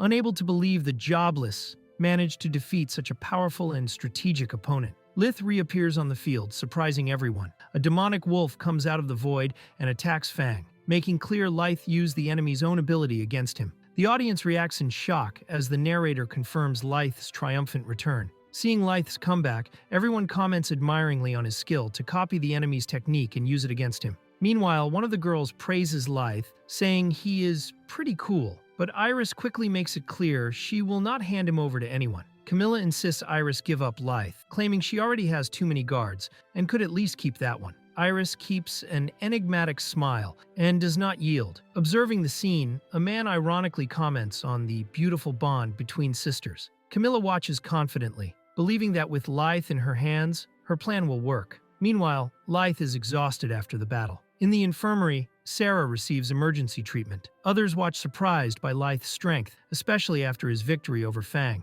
Sarah, even wounded, tries to maintain composure while complaining about the pain of treatment. The healers ask for silence, explaining her condition is serious. Meanwhile, Lythe recovers on the battlefield. He thinks about how he managed to escape Fang's dimension, using the enemy's own ability, even without knowing if it would work. Lythe watches Fang fallen and admits to himself that he was lucky. Meanwhile, the judge officially ends the combat. Fang is incapacitated and can no longer fight. The victory goes to Lythe. The official announcement is made. Lythe is declared the winner of the fight. The audience celebrates while others watch silently, impressed by his victory and performance. Lythe is officially announced as a finalist of the tournament. Exhausted, he listens to the recognition from the audience and judges. Meanwhile, Fang is carried away on a stretcher, and an observer comments with disdain that his performance was forced. Fang, defeated and irritated, tries to justify himself, saying he is not an actor. James taunts him, saying he should try theater. Meanwhile, Lythe celebrates his victory with euphoria. Watching from afar, James coldly states that this will be the only time Lythe can savor a win, suggesting something bigger and more dangerous is brewing behind the scenes. Lythe breathes a sigh of relief after his victory, but remains uneasy. He recalls that his next fight will be against Julius in the final. Yet what bothers him most is Julius's statement, "We will fight, win or lose." This phrase keeps echoing in his mind, raising suspicions about his future opponent's true intentions. Lythe is surprised to see an unexpected figure arrive, Duke Lyde Wellesley, former commander of the Eastern Knights. His sudden presence raises suspicions and intrigues everyone around, making clear that something big is about to happen. Everyone is confused by Duke Lyde's sudden appearance, especially after rumors that he had cut ties with Lythe. As the Duke walks toward the arena, curious and suspicious glances follow him. His unexpected gesture captures the entire audience's attention, raising even more questions about his intentions. Duke Lyde surprises everyone by holding Lythe and publicly declaring before the entire audience that Lythe is his son. The announcement shocks Lythe himself, who is speechless, while the Duke shows a slight proud smile. The revelation causes an uproar among those present and raises even more questions about the Duke's real plans. While everyone still processes the revelation about Lythe, attention turns to Duke Lyde's history. The Knights comment that he was the former leader of the Eastern Knights, an order tasked with protecting the Kingdom of Lawrence against monsters from the Black Zone. His presence there raises suspicions, since he supposedly severed ties with Lythe. The tension grows with doubts about the true reasons behind his public return. During the battle against the disaster-level monster known as Dark Venom, soldiers and mages were paralyzed, unable to respond to the overwhelming threat. However, when all seemed lost, it was Lyde Wellesley who changed the course of the battle. His legendary feat in this fight is the most remarkable event of his career, showing why he remains so respected even after leaving the Eastern Knights. While still a member of the Eastern Knights Order, Lyde Wellesley single-handedly defeated the feared Dark Venom, a deadly monster that terrorized the kingdom's border. But his feat did not stop there. After this victory, he continued fighting and defeating numerous fierce monsters that appeared one after another, solidifying his reputation as a true military hero of the eastern region of the Kingdom of Lawrence. Lyde Wellesley was not only powerful, he was a true symbol of heroism on the battlefield. His presence turned the tide against fierce monsters and saved countless lives. Among his admirers is a man who claims to have been saved by him at a critical moment and now bears a scar on his forehead as proof of Lyde's victory. For him, Lyde is not just a knight, he is a savior, someone he respects above all others. Duke Lyde walks up to Lythe and looks at him directly, with the firm presence of someone respected by all. While those around still murmur about his heroic deeds from the past, he simply places his hand on his son's shoulder in silence. Lythe, surprised and visibly moved, just lowers his eyes for a moment, speechless, but clearly shaken by the gesture. The simple act carries more weight than any speech, a silent recognition between father and son. For the first time in public, Duke Lyde directly praises his son. "You did well, Lythe." Lythe's expression mixes surprise and restrained emotion, unsure how to respond. What seemed impossible finally happens before everyone. Observers murmur about the unexpected gesture, a clear symbol of recognition and perhaps reconciliation between father and son. As the audience is moved by the scene between father and son, a man questions rumors that Lythe had been banished from the duchy. Hearing this, Lyde quickly reacts with a sharp look, but soon laughs loudly and feigns surprise, denying any exile. Lyde compares the challenges imposed on Lythe to the process of forging a blade. Iron must be heated and hammered repeatedly to reach its best form. He states that everything he did was part of training, intended to make Lythe stronger. Lyde continues explaining that the same applies to knights. Facing hardships is part of the training. Those who walk this harsh path on their own end up becoming royal guard knights. Lyde proudly declares that his son, the product of his rigorous training, now has enough power to protect Princess Iris. The statement surprises everyone, including the princess herself. Lyde continues his speech, praising the strength Lythe demonstrated in the tournament. He declares him a national pride and a knight worthy of protecting the kingdom of Lawrence. The crowd cheers, and even Princess Iris reacts enthusiastically to the declaration. Before everyone, Lyde declares that the time has come for Lythe to return to the Wellesley family. Despite the public gesture, Iris senses he is using his position to manipulate public opinion, and Lythe looks surprised and confused by the sudden invitation. Lythe looks at his father without understanding his intentions, while the Duke watches him with a confident and calculating gaze. The atmosphere between them is tense, full of doubts and mistrust. Lythe, moved, reveals he has always admired his father. The Duke watches silently, with a subtle smile. Meanwhile, elsewhere, a knight holds someone firmly, indicating something darker is happening behind the public scene. While Lythe's father trains his soldiers seriously and powerfully, imposing respect on the training ground, he maintains his firm and authoritative image before the troops. During training, Duke Lyde attacks the soldiers with full force, showing his brute strength and sword skills. In just a few moves, he dominates the combat, making clear why he is respected as a warrior and leader. Even surrounded, Duke Lyde defeats everyone with ease. With a single blow, he knocks down his opponents, leaving a strong impression of respect and admiration on those watching. While watching his father training the soldiers, young Lythe hid among the trees, memorizing every movement. Even without direct guidance, he trained alone, imitating his father's sword strikes with dedication, determined to reach the same level. Since childhood, Lythe trained hard, determined to become a holy knight as strong as his father. Fueled by this admiration, he dedicated his life to following the same path, believing he would one day reach that level. Lythe is moved as he finally has his skills recognized. Since childhood, he followed in his father Duke Lyde's footsteps, always training hard to catch up. Now, seeing his efforts valued, he feels truly happy. Duke Lyde extends his hand to Lythe, calling him with a firm and confident gesture. Lythe, surprised and emotional,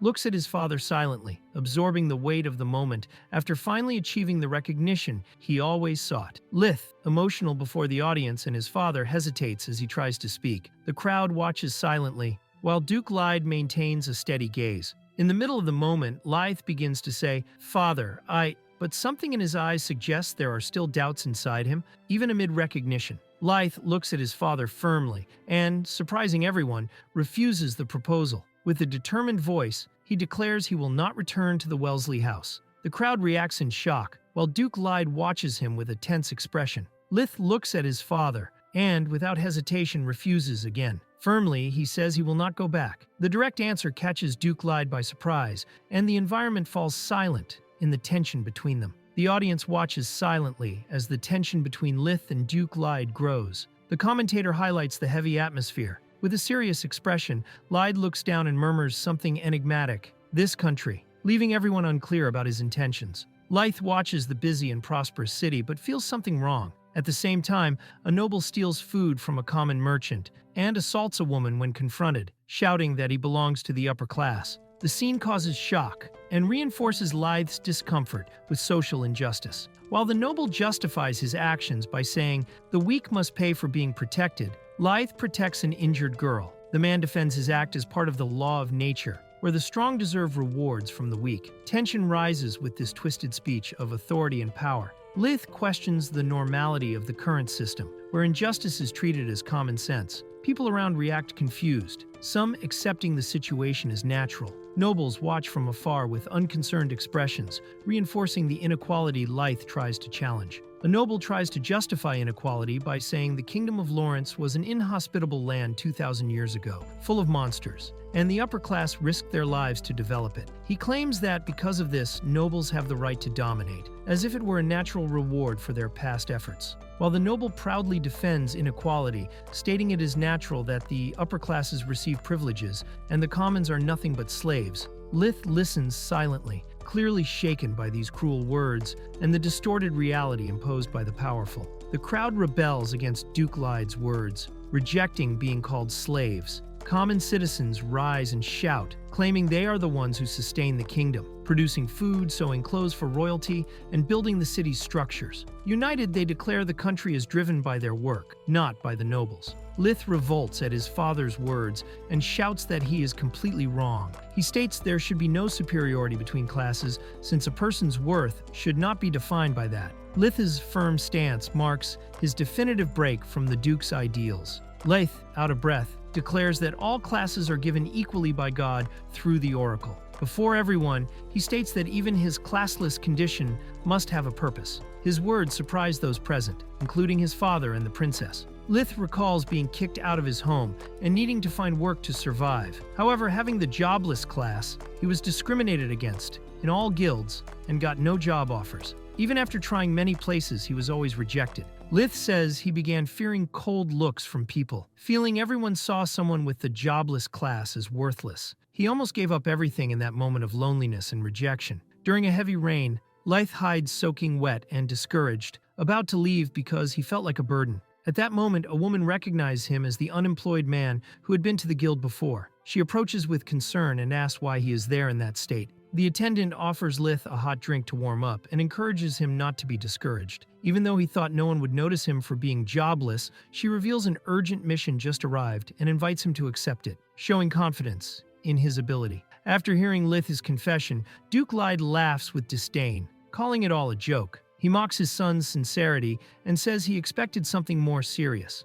To him, Lith's whole speech was nothing but insignificant. Duke Lyde states before everyone that a class not recognized by God is useless. He reinforces that the power of classes is absolute and that this is the law of the world. Meanwhile, Lythe, visibly shaken, tries to speak but hesitates before his father's rigidity. Lythe says he respects his father but firmly states he cannot return. He acknowledges his power is still unknown, but fears that if Duke Lyde discovers he is useless, he will end up treated like a slave. Therefore, he decides to follow a different path. Duke Lyde watches Lythe's attitude and says he does not disapprove. It actually seems interesting. Meanwhile, Leona comments it was bold to act that way in public. Then, Leona's father says he understands his daughter's thoughts, affirming Leona and Lythe think alike. When called, Camila is surprised and unsure how to react. Duke Lyde suddenly attacks Lythe with force. The exchange is intense, and Lythe immediately reacts. The confrontation between father and son explodes amid tension, making clear that the words said before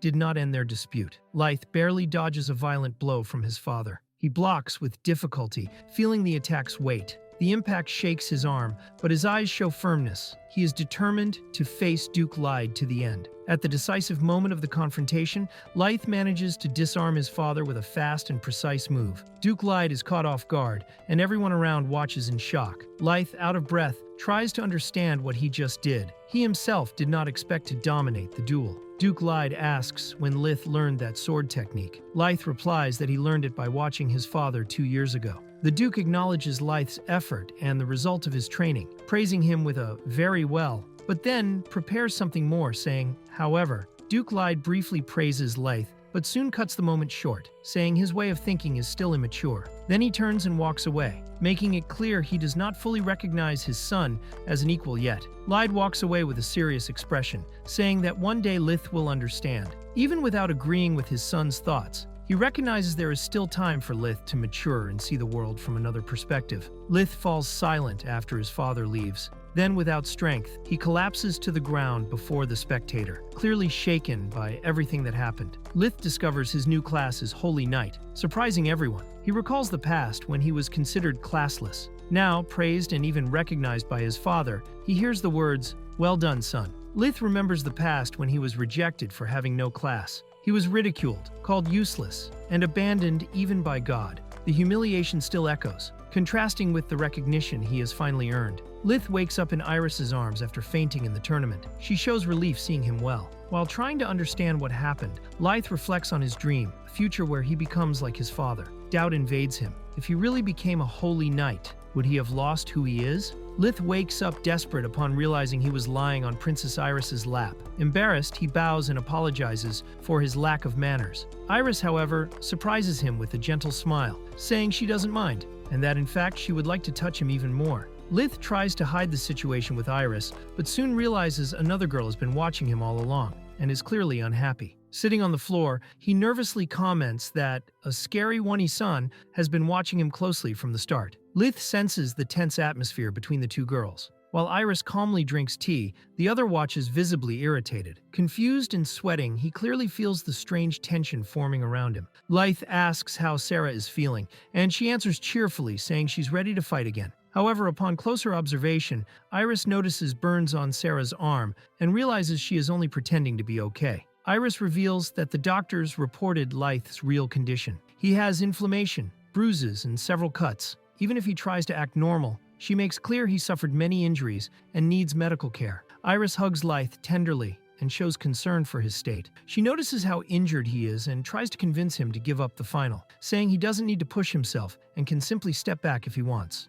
Lith smiles slightly and becomes thoughtful upon hearing Iris's words. He holds her hand firmly, showing he understands her concern. Iris hugs him from behind, surprised by her own action but happy. Lith only reacts with confusion, unsure how to respond. Lith looks at Iris with admiration, recalling that even being jobless, she always treated him with respect. He acknowledges she never made distinctions between classes and sees in her someone just, impartial, and free of prejudice. Lith praises Iris for also questioning the justice of the country's class structure. He recognizes they share the same ideals, strengthening the bond between them. Even injured, Lith firmly declares he will keep fighting. His determination impresses Iris, who watches him with an emotional and proud gaze. Iris hands Lith an object and apologizes for something. He accepts without hesitation, showing confidence and respect for her gesture. Iris apologized for having promoted him directly to the 7th rank as a personal guard, acknowledging it attracted criticism.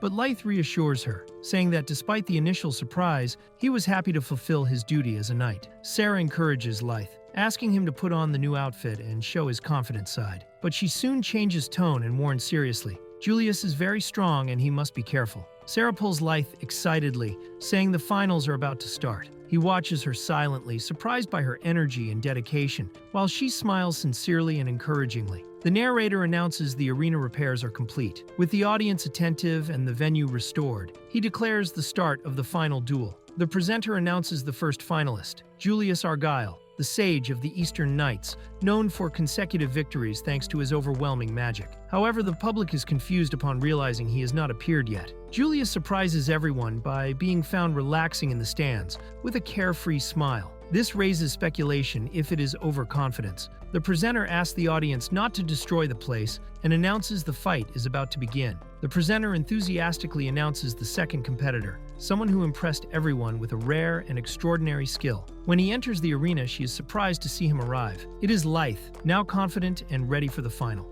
Lith enters the arena excitedly, announced as the jobless who surprised everyone. The audience notices his battle gear is different, indicating he is more prepared and determined than ever for the final duel. Lith enters confidently with a firm, determined smile. Julius watches eagerly, saying that finally something fun will start. With both ready, the announcement is made. The final fight is about to begin. Julius starts the confrontation using the spell Dragon Breath, summoning dragon-shaped flames. Lith stands firm in the center of the fiery circle, not retreating. Tension grows as the arena fills with heat from the attack. Julius maintains his stance, channeling Dragon Breath with precision. The commentator is surprised, not understanding his intention. Iris watches calmly, revealing this technique was earned during the night exam. Tension rises, and everyone awaits the next move. Lith unleashes Dragon Breath with full force, creating a huge whirlwind of energy. The commentator notes the technique consumes a lot of mana, indicating he is betting everything on this attack. The impact raises debris,